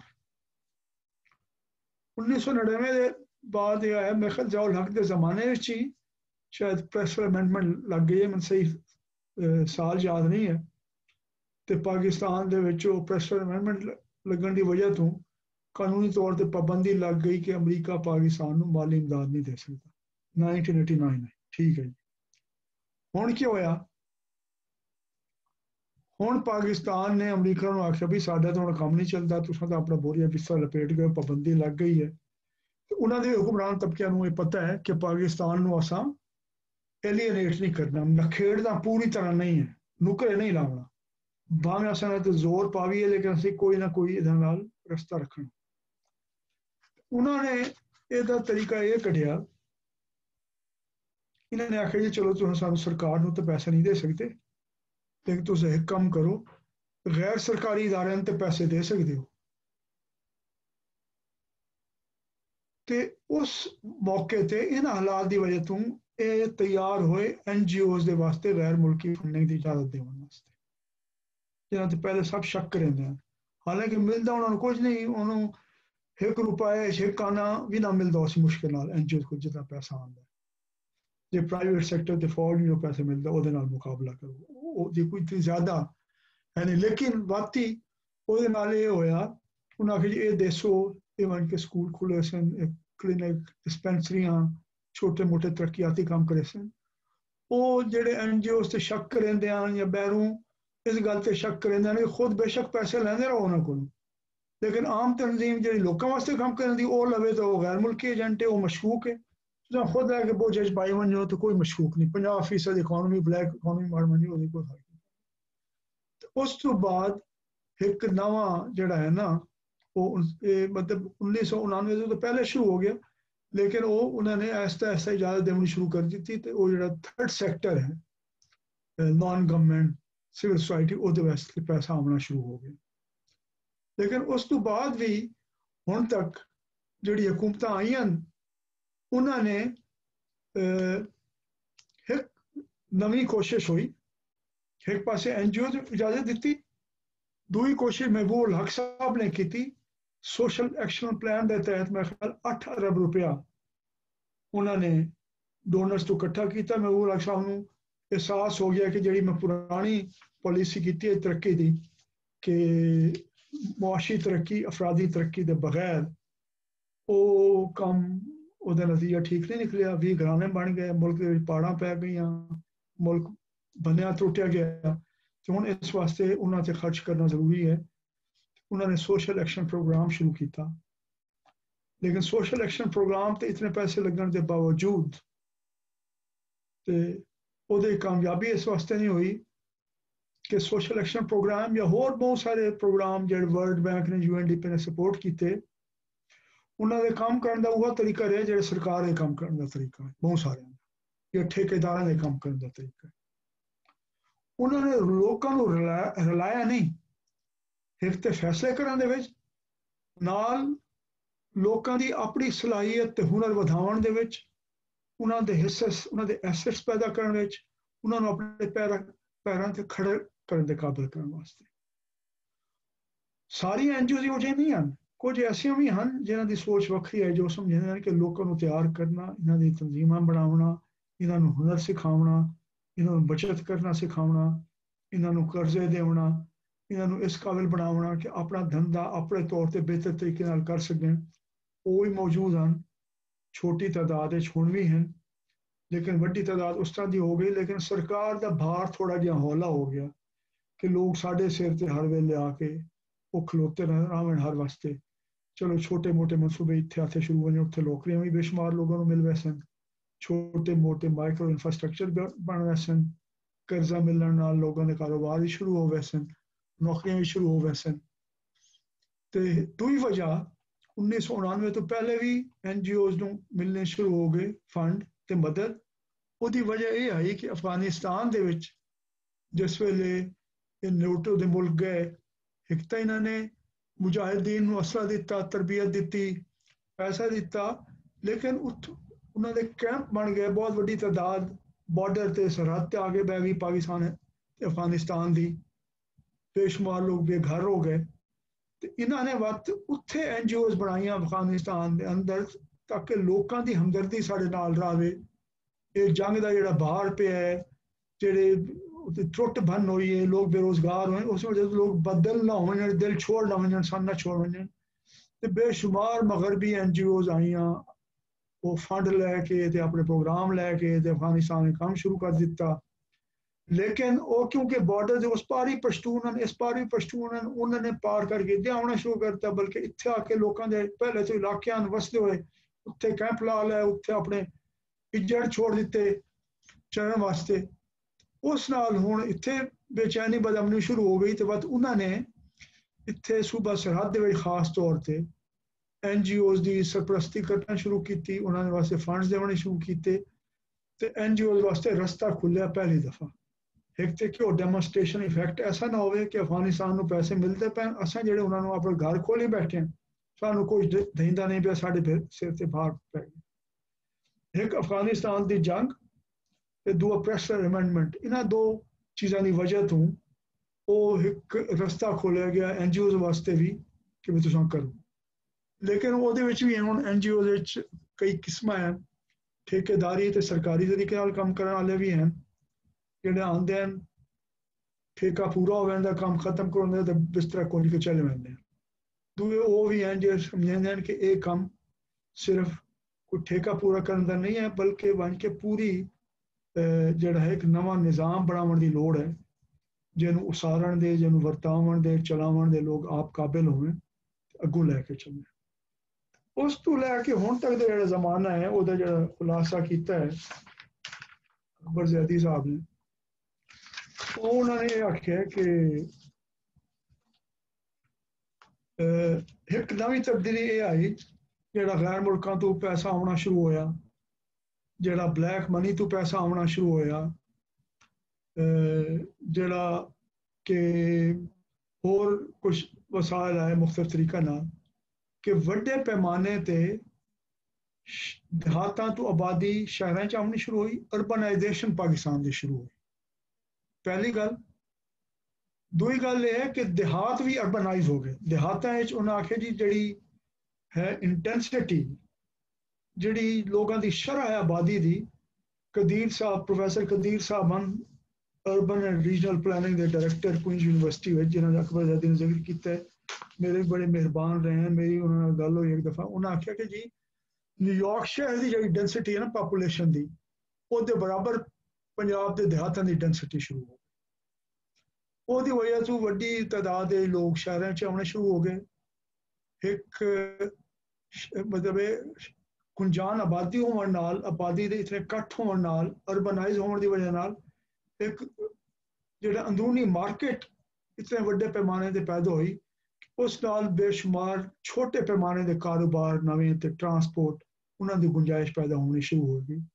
high informal economy which, undocumented economy which, लेकिन वो बड़ा वड्डा हिस्सा है।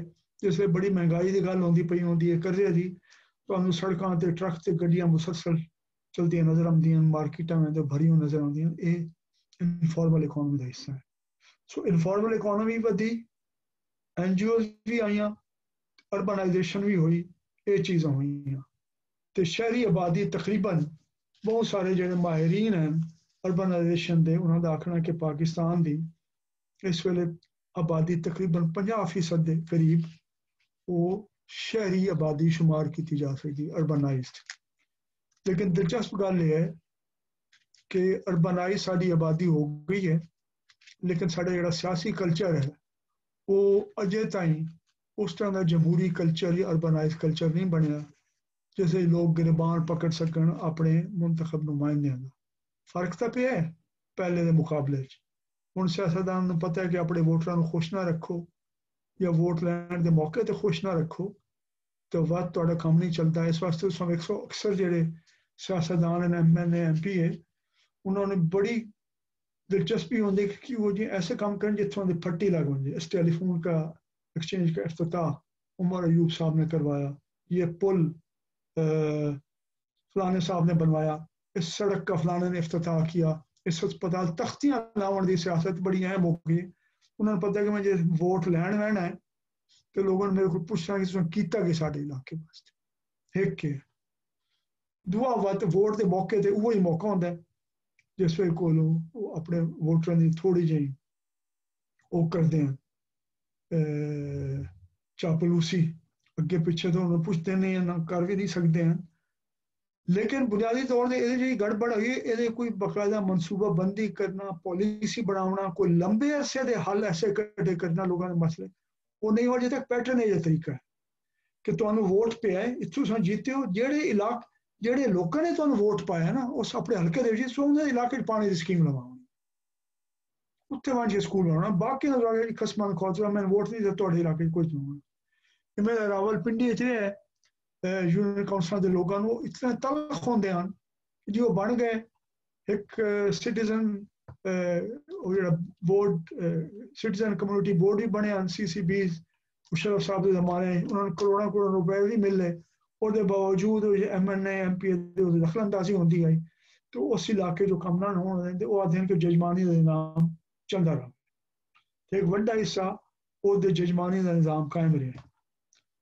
तो लेकिन यह वड्डा सवाल है, ये रोकना है उहदे हत्थ च। तो मैं खत्म कर सा राजा परवेज हजर साहब नाल मेरी गल हुई कि ज़ाहिर है सियासतदान इस गल बड़े हसास हैं कि एक तो तख्ती लाने वाले प्रोग्राम होवे, अगर चौधरी मनसूबाबंदी ना हो, एक शहर के बारे जिते आदमी पानी की स्कीमां उत्ते 45 लग गई, क्योंकि हर MLA MP बनता है ना वो सब तो सौखा काम होंगे है। इंजीनियर को पहले ही फिजिबिलिटी होंगी है, वो पानी स्कीमां लवांदे 45 ट्यूबवैल लवा दिते जिथे चाह काम। वो भी जी तरक्की हुई वो मनसूबाबंदी वाली सोच विचार वाली के लोगों लाल वाले वो भी अधपचदी ते पुट्ठी सीधी हुई, एक उहदा ये नतीजा निकले। इस वास्ते पाकिस्तान का मनसूबाबंदी तरक्की का निज़ाम बड़ा कमजोर है, बहुत कुछ करने की जरूरत है, उन्होंने जमहूरी बनाने की लोड़। तो तख्तियां लाने के अलावा दूआ है राजा बशाह ने सुनाया, उन्हें आखिया जी एक MLA गया किसी बंदे को वोट लैन, उन्हें घर का कुंडा खड़काया, उन्हें आखिया हुण ये हालत हो गई, असां घर गए अगर एक भरा निकलिया है उन्होंने गल की वोट मंगे है तो दो भरावां नाल गल की तो उन्हें आखिया असां तुहानूं वोट नहीं पाउणा, तुसीं तो उन्होंने आखिया है। तो आखन लगे जी वो बंदा गया तो वो बाल उन्हें आखिया जी बाल नाल चाया हुआ है निकल आया तो नक बांधा भी आई, तो उन्हें आखिया खलोवो एक मिनट थोड़ी मैं गल सुनना, नक बांधा पिया मैं रुमाल लै, हो सकता नहीं उन्हें उसने अपनी जेब में रुमाल कढ़िया तो रुमाल दे दिता।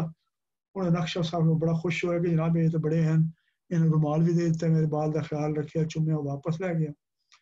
जो इलैक्शन हो गए तो वत मिलन गया तो उन्हें आखिया जी उन्हें दसो जी मैं मिलना आया फलाना बंदा, उन्हें अंदर पुछवा गलिया भी वो पुछो वो केड़ा बंदा है, कि ना है, कित्थों आया। उस दसो जी कि तुस आया हो तो मेरे घर मेरे बाल का नक बंदा पे तो नक पूछाए ओदा मैनू रुमाल दिता है वो बंदा है उस आखिर मैं तो 70 बंद बालों के नक पूछ चुके हैं उन्हें चुकेड़ा है मैंने तो कोई नहीं पता वो जमहूरीयत की उस तरह की शक्ल बनी है लेकिन ऐसी शक्ल जिहदे लोग रले हुए होवन एनुअल डेवलपमेंट प्लान बनाने दे विच केड़ी मनसूबा होना चाहिए नहीं वो खर्च किहड़े तरीके नाल होना चाहिए लेकिन ये उत्ते बड़े जबरदस्त ते कामयाब तजर्बे बाज गैर सरकारी तंजीमां ने कीते हैं कि इस निज़ाम के अंदर रहिंदे हुए जगह गुंजाइश की मैं पैदा की है लोगों वास्ते कि वो जोड़ा उन्होंने हक बनता है उन्होंने लै सकन निज़ाम के अंदर रहिंदे हुए वसाइल के अंदर रहिंदे हुए वो बड़े जबरदस्त हैं वो मैं आइंदा की क्लास से गल करे सा हुण मैं खत्म करन लगा लेकिन तुहाडे कोई अगर सवाल है ना आखिर तो उसमें पूछ लो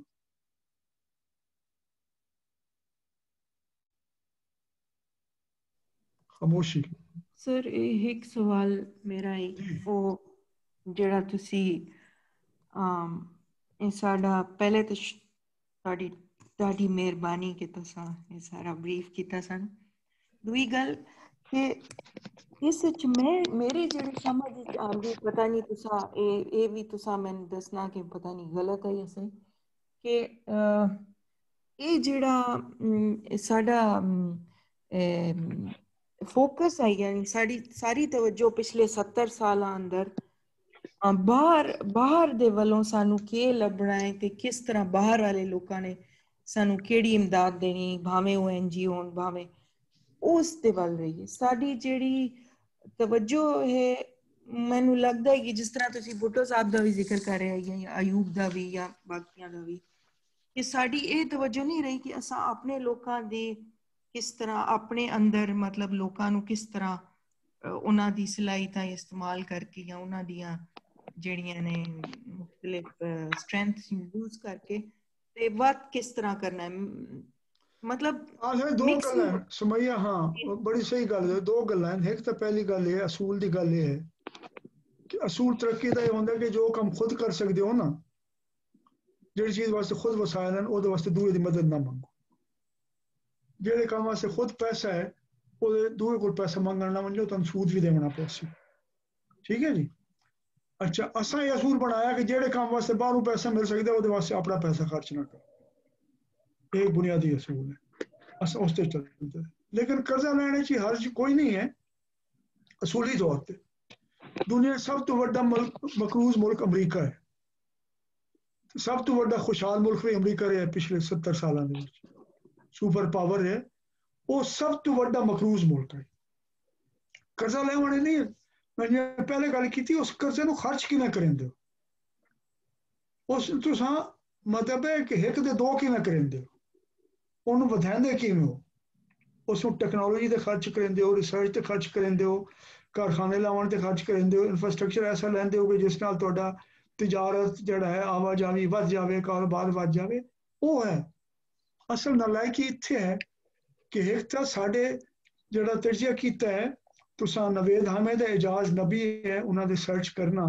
नैट ते मंच के इकोनॉमिस्ट हैं इन्होंने काम किया है कि जिन्हां देहां असा कर्जा बाहरों लिया जितना कर्जा लिया साडी अंदरूनी बचत उतनी घट गई है डोमैस्टिक से क्योंकि असा वो पैसा जो बचत करके रखना है वो खर्च करना शुरू कर दिता बाहरों पैसा आना शुरू जदों बाहरों कर्जा घटिया तो साड़ी सेविंग बढ़ गई वो लगना शुरू हो गई सो इस वास्ते वो कर्जा साढ़े वास्ते लाजिम नहीं आई कर्जा असा इस वास्ते लिया कि सस्ता मिल गया उन्होंने हुकूमत तो माफ़ करवा लिया खा पी लिया ਉਹਦਾ ਵਕਤ ਜਿਹੜੀ ਅਦਾਇਗੀ ਹੈ ਉਹ ਤਾਂ ਇਨਡਾਇਰੈਕਟ ਟੈਕਸ ਦੇ ਜ਼ਰੀਏ ਉਹ ਲੋਕਾਂ ਦੇ ਜਿਹੜਾ ਚਮੜੀ ਲਾ ਕੇ ਆਉਣੀ ਹੈ ਸਰ 70% ਦੇ ਕਰੀਬ ਸਾਡਾ ਇਨਡਾਇਰੈਕਟ ਟੈਕਸ ਹੈ ਇੱਕ ਗੱਲ ਜੀ ਜੀ ਤੁਸੀਂ ਆਪਣੀ ਗੱਲ ਖਤਮ ਕਰ ਲਓ ਮੈਂ ਦੂਜੀ ਗੱਲ ਇਹ ਹੈ ਕਿ ਕਰਜ਼ਾ ਲੈਣਾ ਅਮਰੀਕਾ ਨੇ ਵੀ ਕਰਜ਼ਾ ਲਿਆ ਸਾਰੇ ਕਰਜ਼ੇ ਤੇ ਚੱਲਦੇ ਹਨ ਲੇਕਿਨ ਉਹਨਾਂ ਨੇ ਕਰਜ਼ੇ ਨੂੰ ਵਰਤਿਆ ਇਸ ਤਰੀਕੇ ਨਾਲ ਹੈ ਕਿ ਉਹਨਾਂ ਨੇ ਬੇਸ਼ੁਮਾਰ ਰੋਜ਼ਗਾਰ ਪੈਦਾ ਕੀਤੇ ਹਨ ਤਰੱਕੀ ਪੈਦਾ ਕੀਤੀ ਹੈ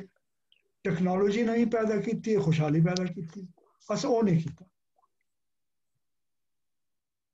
ये दो ये मामले हैं कर्जे बगैर काम तो नहीं चलता डॉक्टर साहब मेरा ये सवाल नहीं है, मेरा एक ਉਹ ਤੇ ਬਿਲਕੁਲ ਤੁਸੀਂ ਸਹੀ ਕਹਿ ਰਹੇ ਹੋ, ਐਗਜ਼ਾਮਪਲ ਬੜੀਆਂ ਨੇ, ਈਵਨ ਚੀਨ ਦੇ ਅੰਦਰ, ਹੁਣ ਭਾਰਤ ਦੇ ਅੰਦਰ, ਮਤਲਬ ਬੜੀਆਂ ਐਗਜ਼ਾਮਪਲਸ ਨੇ।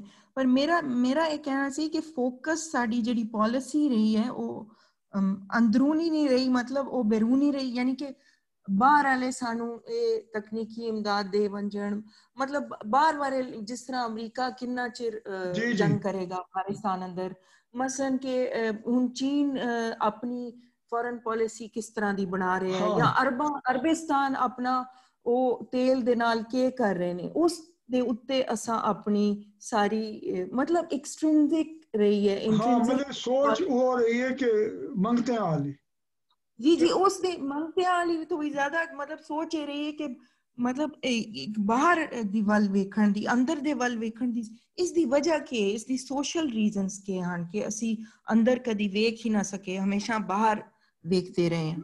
ਬਾਹਰ ਵੱਲ ਵੇਖਣ ਦੀ ਹਾਜ ਕੋ ਨਹੀਂ, ਮੈਂ ਸੋਹਣੀ ਜਿਹੀ ਗੱਲ ਇੱਕ ਮੈਂ ਵੇਖੀ ਪਿੱਛੇ ਨਾ, ਤੁਹਾਨੂੰ ਜਰਾ ਆਪਣੀ ਗੱਲ ਦੀ ਵਜ਼ਾਹਤ ਵਾਸਤੇ। ਅਸਲ ਗੱਲ ਇਹ ਨਹੀਂ ਕਿ ਬਾਹਰ ਵੱਲ ਵੇਖਣਾ, ਅਸਲ ਗੱਲ ਇਹ ਕਿ ਬਾਹਰੋਂ ਅਸਾਂ ਲੈਂਦੇ ਕਿਆ। ਇੱਕ ਕਲਿੱਪ ਪਿੱਛੋਂ ਵੀਡੀਓ ਕਲਿੱਪ ਮੈਨੂੰ ਕਿਸੇ ਬੰਦੇ ਨੇ ਭੇਜੀ ਕਿ ਪੰਜਾਬ ਦਾ ਇੱਕ ਬੰਦਾ ਹੀ, ਮਸ਼ਰਕੀ ਪੰਜਾਬ ਦਾ ਬੜਾ ਲਿਖਾਰੀ ਵੱਡਾ ਸਾਫੀ, ਹੋ ਗਿਆ ਕੇਰਾਲਾ ਬੜੀ ਜ਼ਬਰਦਸਤ ਹਿੰਦੁਸਤਾਨ ਦੇ ਵਿੱਚ ਰਿਆਸਤ ਹੈ, ਬੜੀ ਮੁਨਫਰਿਦ ਨਵੇਕਲੀ ਹੈ ਜਾ, ਤੇ ਉੱਥੇ ਮਤਲਬ ਤਾਲੀਮ ਦੀ ਸ਼ਰ੍ਹਾ ਵੀ ਮੇਰੇ ਖਿਆਲ 98 ਤੋਂ 100% ਦੇ ਦਰਮਿਆਨ ਹੈ, ਪੜ੍ਹਨ ਲਿਖਣ ਦਾ ਲੋਕਾਂ ਨੂੰ ਬਹੁਤ ਸ਼ੌਕ ਹੈ। ਆਮ ਘਰ ਵਾਲੀ ਸਵਾਣੀ ਜਿਹੜੀ ਹੈ ਉਸ ਤੋਂ ਲੈ ਕੇ ਤੇ ਪੁਲਿਸ ਅਫਸਰ ਤੱਕ ਸਭ ਸੈਂਕੜਿਆਂ ਦੀ ਕਿਤਾਬਾਂ ਦੀ ਉਹਨਾਂ ਦੀ ਲਾਇਬ੍ਰੇਰੀ ਆਪਣੀ ਆਪਣੀ ਹੈ, ਘਰਾਂ ਦੇ ਵਿੱਚ ਪੜ੍ਹਦੇ ਬਹੁਤ। ਤੇ ਉਹਨੇ ਉਸਨੇ ਸਰਦਾਰ ਨੂੰ ਉਹਨੇ ਆਖਿਆ, ਯਾਰ ਇਹ ਤੁਸੀਂ ਕੀ ਕੀਤਾ, ਇਤਨੀ ਕਿਤਾਬਾਂ ਤੁਹਾਨੂੰ ਇਹ? ਉਹਨੇ ਆਖਿਆ ਜੀ ਅੰਗਰੇਜ਼ ਆਇਆ ਤੇ ਅੰਗਰੇਜ਼ ਕੋਲੋਂ ਤੁਸਾਂ ਵੀ ਲਿਆ ਅਸਾਂ ਵੀ ਲਿਆ, तुसां शराब लै ली असें किताब लै ली, बस ये फर्क है। तो वो बाहर वेखण दी असल गल है कि बाहरों असीं लिया की, असां साडी सोच जिहड़ी पुरानी है वो रही शाह खर्ची वाली कि जी मैं भावें मंगे तंगे दे पैसे होवन, कर्जे दे बाहरों मैं नजर आवना जी मैं बड़ा साहूकार। तो तुसां अपने वजीर आजम हाउस दा ਤੇ ਬਰਤਾਨੀਆ ਦੇ ਵਜ਼ੀਰ ਆਜ਼ਮ ਹਾਊਸ ਦਾ ਤੇ ਜਾਪਾਨ ਦੇ ਵਜ਼ੀਰ ਹਾਊਸ ਦਾ ਮੁਕਾਬਲਾ ਕਰ ਲਓ, ਉਹਦੇ ਤੋਂ ਨਜ਼ਰ ਆਵੇ ਸੀ। ਇਹਦਾ ਤਾਲੁਕ ਸਾਡੀ ਸੋਚ ਨਾਲ, ਬਿਲਕੁਲ ਤੁਹਾਡੀ ਸਾਰੀ ਸਹੀ ਗੱਲ ਹੈ ਤੁਹਾਡੀ। ਤੇ ਉਹ ਸੋਚ ਤਬਦੀਲ ਤੁਸੀਂ ਦੂਏ ਤੇ ਨਹੀਂ ਕਰ ਸਕਦੇ, ਆਪਣੀ ਕਰ ਸਕਦੇ ਹੋ, ਆਪਣੇ ਆਪ ਤੋਂ ਸ਼ੁਰੂ ਹੁੰਦੀ, ਬਸ ਇਤਨੀ ਗੱਲ ਹੈ। ਅਸਾਂ ਆਪਣੇ ਆਪ ਨੂੰ ਤਬਦੀਲ ਕਰ ਸਕਦੇ ਹਾਂ। ਮੇਰੇ ਖਿਆਲ 'ਚ ਇਹ ਹੈ ਕਿ ਤੁਸੀਂ ਪਹਿਲੇ ਵੀ ਦੱਸਿਆ ਸੀ ਕਿ ਪਾਕਿਸਤਾਨ ਦੇ ਜਿਹੜੇ ਸ਼ੁਰੂ ਦੇ ਦਿਨ ਸਨ, ਅਸੀਂ ਆਪਣੇ ਆਪ ਨੂੰ ਅਲਾਈਨ ਕਰ ਦਿੱਤਾ ਅਮਰੀਕਾ ਨਾਲ, ਉਹਨਾਂ ਦੀ ਮਿਲਟਰੀ ਇਮਦਾਦ ਵਾਸਤੇ। ਔਰ ਖਾਲੀ ਮਿਲਟਰੀ ਇਮਦਾਦ ਨਹੀਂ ਮਿਲੀ ਸਾਨੂੰ, ਹੋਰ ਵੀ ਸਾਡਾ ਜਿਹੜਾ ਗ੍ਰੀਨ ਰੈਵੋਲੂਸ਼ਨ ਵਗੈਰਾ ਆਇਆ, ਔਰ ਉਹ ਜਿਹੜੀ ਤੁਸੀਂ ਮਤਲਬ ਜਾਣਦੇ ਹੋ ਬਿਹਤਰ, ਵੀਟ ਦੀ ਜਿਹੜੀ ਉਹ ਜਿਹੜੇ ਬੀਜ ਵਗੈਰਾ ਆਏ, ਤੇ ਅਸੀਂ ਸ਼ੁਰੂ ਤੋਂ ਹੀ ਜਿਹੜਾ ਸਾਨੂੰ ਇੱਕ ਕਿਸਮ ਦੀ ਲੱਤ ਪੈ ਗਈ ਉਹਦੀ ਬਾਹਰ ਵਾਲੀ ਇਮਦਾਦ ਦੀ। ਤੇ ਆਪਣੀ ਜਿਹੜੀ ਜਿਵੇਂ ਇਹ ਕਹਿ ਰਹੇ ਨੇ ਸਮੀਆ ਕਿ ਅਸੀਂ ਆਪਣੀ ਤਰੱਕੀ ਜਿਹੜੀ ਐਂਡੋਜੀਨਸ ਗਰੋਥ ਜਿਹੜੀ ਹੈ ਉਹ ਅਸੀਂ ਨਹੀਂ ਕਰ ਸਕੇ। ਅਸੀਂ ਸ਼ੁਰੂ ਤੋਂ ਹੀ ਸ਼ਾਇਦ ਇੱਕ ਹੀ ਗੱਲ ਹੈ ਕਿ ਸ਼ਾਇਦ ਅਵਲ ਦਿਨਾਂ 'ਚ ਜਿਹੜਾ ਸਾਨੂੰ ਲੱਤ ਪੈ ਗਈ ਹੈ ਇਸ ਚੀਜ਼ ਦੀ। ਲੇਕਿਨ ਉਮਰ ਉਹਦੇ ਦੋ ਤਰ੍ਹਾਂ ਗੱਲਾਂ ਨਾ, ਹੁਣ ਮਤਲਬ ਜਿਹੜਾ ਸਾਊਥ ਕੋਰੀਆ ਹੈ ਉਹ ਵੀ ਉਹਨਾਂ ਦੇ ਅਮਰੀਕਾ ਦੇ ਇਤਿਹਾਦੀਆਂ 'ਚ ਰਹੇ, ਉਹਦੇ ਤੇ ਦੌਣ ਤੇ ਉਹ ਨਾਰਥ ਕੋਰੀਆ ਬੈਠਾ ਹੋਇਆ ਐਟਮ ਬੰਬ ਲੈ ਕੇ ਵੀ, ਤੇ ਮਤਲਬ ਹਰ ਵੇਲੇ ਜੰਗ ਦਾ ਖਤਰਾ ਉਹਨਾਂ ਦੇ ਸਿਰ ਤੇ। ਇਸ ਸਾਲ ਜਿਹੜਾ ਟੈਕਨੋਲੋਜੀਕਲ ਇਨੋਵੇਸ਼ਨ ਹੈ, ਅਮਰੀਕਾ ਨੂੰ ਹਟਾ ਕੇ ਕੋਰੀਆ ਪਹਿਲੇ ਨੰਬਰ ਤੇ ਆ ਗਿਆ। ਉਹ ਵੀ ਬਾਹਰੋਂ ਪੈਸਾ ਲੈਂਦੇ ਰਹੇ, ਤਾਇਵਾਨ ਵੀ ਬਾਹਰੋਂ ਪੈਸਾ ਲੈਂਦਾ ਰਿਹਾ, ਈਸਟ ਏਸ਼ੀਅਨ ਟਾਈਗਰ ਵੀ ਬਾਹਰੋਂ ਪੈਸਾ ਲੈਂਦੇ ਰਹੇ। ਪੈਸੇ ਲੈਣ ਵਾਲੇ ਉਹ ਵੀ ਹਨ, ਅਸਾਂ ਵੀ ਹਾਂ, ਰੋਲਾ ਕਿਸੇ ਹੋਰ ਜਗ੍ਹਾ ਤੇ ਕਹਿ ਰਹੇ ਹਾਂ ਕਿ ਇੱਕ ਐਸਪੈਕਟ ਇਹ ਜਿਹੜਾ ਹੈ ਅਸੀਂ ਅਸਲ ਉਹਦੇ ਸਾਡੇ ਨਾਲ ਤਾਲੁਕ ਹੈ। ਅਸਾਂ ਸੋਚਦੇ ਕਿਸ ਤਰੀਕੇ ਨਾਲ ਹਾਂ ਇਸਰਾਈਲ ਦੀ ਵੀ ਸਹੀ ਗੱਲ ਹੈ ਕੀਤੀ, ਇਸਰਾਈਲ ਵੀ ਲੈਂਦਾ ਪਿਆ, ਛੋਟਾ ਜਿਹਾ ਮੁਲਕ ਹੈ, ਉਹਦੀ ਮਤਲਬ ਤੁਹਾਡੀ ਹਥੇਲੀ ਦੇ ਬਰਾਬਰ, ਉਹ ਸਾਰੀ ਦੁਨੀਆ ਨੂੰ ਟੈਕਨੋਲੋਜੀ ਵੀ ਦਿੰਦਾ ਪਿਆ, ਫੌਜੀ ਟੈਕਨੋਲੋਜੀ ਵੀ ਦਿੰਦਾ ਪਿਆ, ਹਿੰਦੁਸਤਾਨ ਜਾਂ ਮੁਲਕਾਂ ਦਾ ਵੀ ਉਹ ਉਹਨਾਂ ਦੇ ਵਿੱਚ ਸ਼ਾਮਿਲ ਹੈ। ਇਸ ਵਾਸਤੇ ਉਹ ਪੈਸਾ ਅਸਾਂ ਉਹਨੂੰ ਖਰਚ ਕਿਸ ਤਰੀਕੇ ਨਾਲ ਕਰਨਾ ਹੈ, ਪਾਕਿਸਤਾਨ ਦਾ ਬੁਨਿਆਦੀ ਮਸਲਾ ਹੈ ਮੈਨੇਜਮੈਂਟ ਦਾ ਮਸਲਾ। ਸਰ ਜੀ ਉਹ ਪੈਸੇ ਤੇ ਲੈਂਦੇ ਰਹੇ ਨੇ, ਪਰ ਉਹਨਾਂ ਦਾ ਜਿਹੜਾ ਜਿਹੜਾ ਪਾਲਿਸੀ ਦੀ ਬੁਨਿਆਦ ਹੈ ਉਹ ਦੂਜੇ ਮੁਲਕਾਂ ਤੇ ਬਹਿ ਕੇ ਨਹੀਂ ਬਣਾਏਗੀ। ਮੈਂ ਇਹ ਗੱਲ ਕਰ ਰਹੀ ਹਾਂ ਪੈਸੇ ਲੈਣਾ ਨਾ ਕਿ ਉਹਨਾਂ ਨੇ ਮੈਨੇਜ ਕਿਸ ਤਰ੍ਹਾਂ ਕੀਤਾ ਪੈਸੇ ਜੀ ਉਹੀ ਉਹਨਾਂ ਦੀ ਪਾਲਿਸੀਆਂ ਆਪਣੇ ਲੋਕਾਂ ਨੂੰ ਵੇਖ ਕੇ ਬਣਾਉਂਦੇ ਨੇ, ਇਹ ਵੇਖ ਕੇ ਨਹੀਂ ਬਣਾਉਂਦੇ ਰਹੇ ਕਿ ਬਈ ਹੁਣ ਅਮਰੀਕਾ ਇੱਥੇ ਬੈਠਾ ਹੈ ਤੇ ਅਸੀਂ ਇਹ ਪਾਲਿਸੀ ਬਣਾ ਲਈਏ, ਚੀਨ ਇੱਥੇ ਬੈਠਾ ਹੈ ਤੇ ਅਸੀਂ ਇਹ ਕਰ ਲਈਏ। ਭਾਰਤ ਨੇ ਵੀ ਤੇ ਇਸ ਤਰ੍ਹਾਂ ਕੀਤਾ ਨਾ, ਉਹਨਾਂ ਨੇ ਆਪਣੇ ਲੋਕਾਂ ਨੂੰ ਵੇਖ ਕੇ ਆਪਣੀ ਮਤਲਬ ਮੋਰ people centric policy. Bharat people centric ਤਾਂ ਉਸ ਤਰ੍ਹਾਂ ਨਹੀਂ ਹੈ, ਉਹਨਾਂ ਦੇ ਕੋਈ 35-40% ਆਬਾਦੀ ਮੁਸਲਸਲ ਗੁਰਬਤ ਦੀ ਲਕੀਰ ਤੋਂ ਥੱਲੇ ਹੈ, ਉਹ ਉਹਨਾਂ ਦਾ ਉਸ ਲਿਹਾਜ਼ ਨਾਲ ਕਾਮਯਾਬ ਨਹੀਂ ਹੈ। ਲੇਕਿਨ ਬਾਹਰ ਲੋਕਾਂ ਵੱਲ ਵੇਖਣਾ, ਦੂਜਾ ਇਹ ਵੇਖਣਾ ਕਿ ਅਸਾਂ ਜਿਹੜਾ ਸਰਮਾਇਆ ਹੈ ਉਹਨੂੰ ਲਾਣਾ ਕਿਸ ਤਰੀਕੇ ਨਾਲ, ਉਸ ਤੋਂ ਨਤੀਜਾ ਕਿਸ ਤਰੀਕੇ ਉਹਨੂੰ ਮੈਨੇਜ ਕਿਸ ਤਰ੍ਹਾਂ ਕਰਨਾ। ਇੱਕ ਅਖਲਾਕੀ ਮਸਲਾ, ਦੂਜਾ ਮੈਨੇਜਰੀਅਲ ਮਸਲਾ, ਇਹ ਦੋ ਚੀਜ਼ਾਂ ਰਹੀਆਂ। ਲੋਕਾਂ ਨੂੰ ਅਸੀਂ ਆਪਣੀ ਕਮ ਅਕਲੀ ਦਾ ਵਜੂਦ ਸਮਝਿਆ ਕਿ ਲੋਕਾਂ ਦੇ ਬਗੈਰ ਤਰੱਕੀ ਹੋ ਸਕਦੀ ਹੈ, ਤੇ ਮੈਨੇਜਮੈਂਟ ਇਸ ਤਰੀਕੇ ਨਾਲ ਕੀਤੀ ਹੈ ਕਿ ਅਸਾਂ ਮੁਸਲਸਲ ਸਾਨੂੰ ਉਹਨਾਂ ਦੀ ਹੁਣ ਵੀ ਅਸਾਂ ਆਖਦੇ ਪਏ ਹਾਂ ਕਿ ਅੱਛਾ ਜੀ ਅਮਰੀਕੀ ਨਿਜ਼ਾਮ ਖਤਮ ਕਰਕੇ ਚੀਨੀ ਕਿਸਮ ਦਾ ਨਿਜ਼ਾਮ ਲਿਆ, ਹੁਣ ਚੀਨ ਵੱਲ ਵੇਖਣਾ ਸ਼ੁਰੂ ਕਰ ਦਿੱਤਾ। ਇਹ ਸਾਡੇ ਅੰਦਰ ਬੜੀ ਕਮਜ਼ੋਰੀ ਹੈ। ਲੇਕਿਨ ਸਰ ਜੀ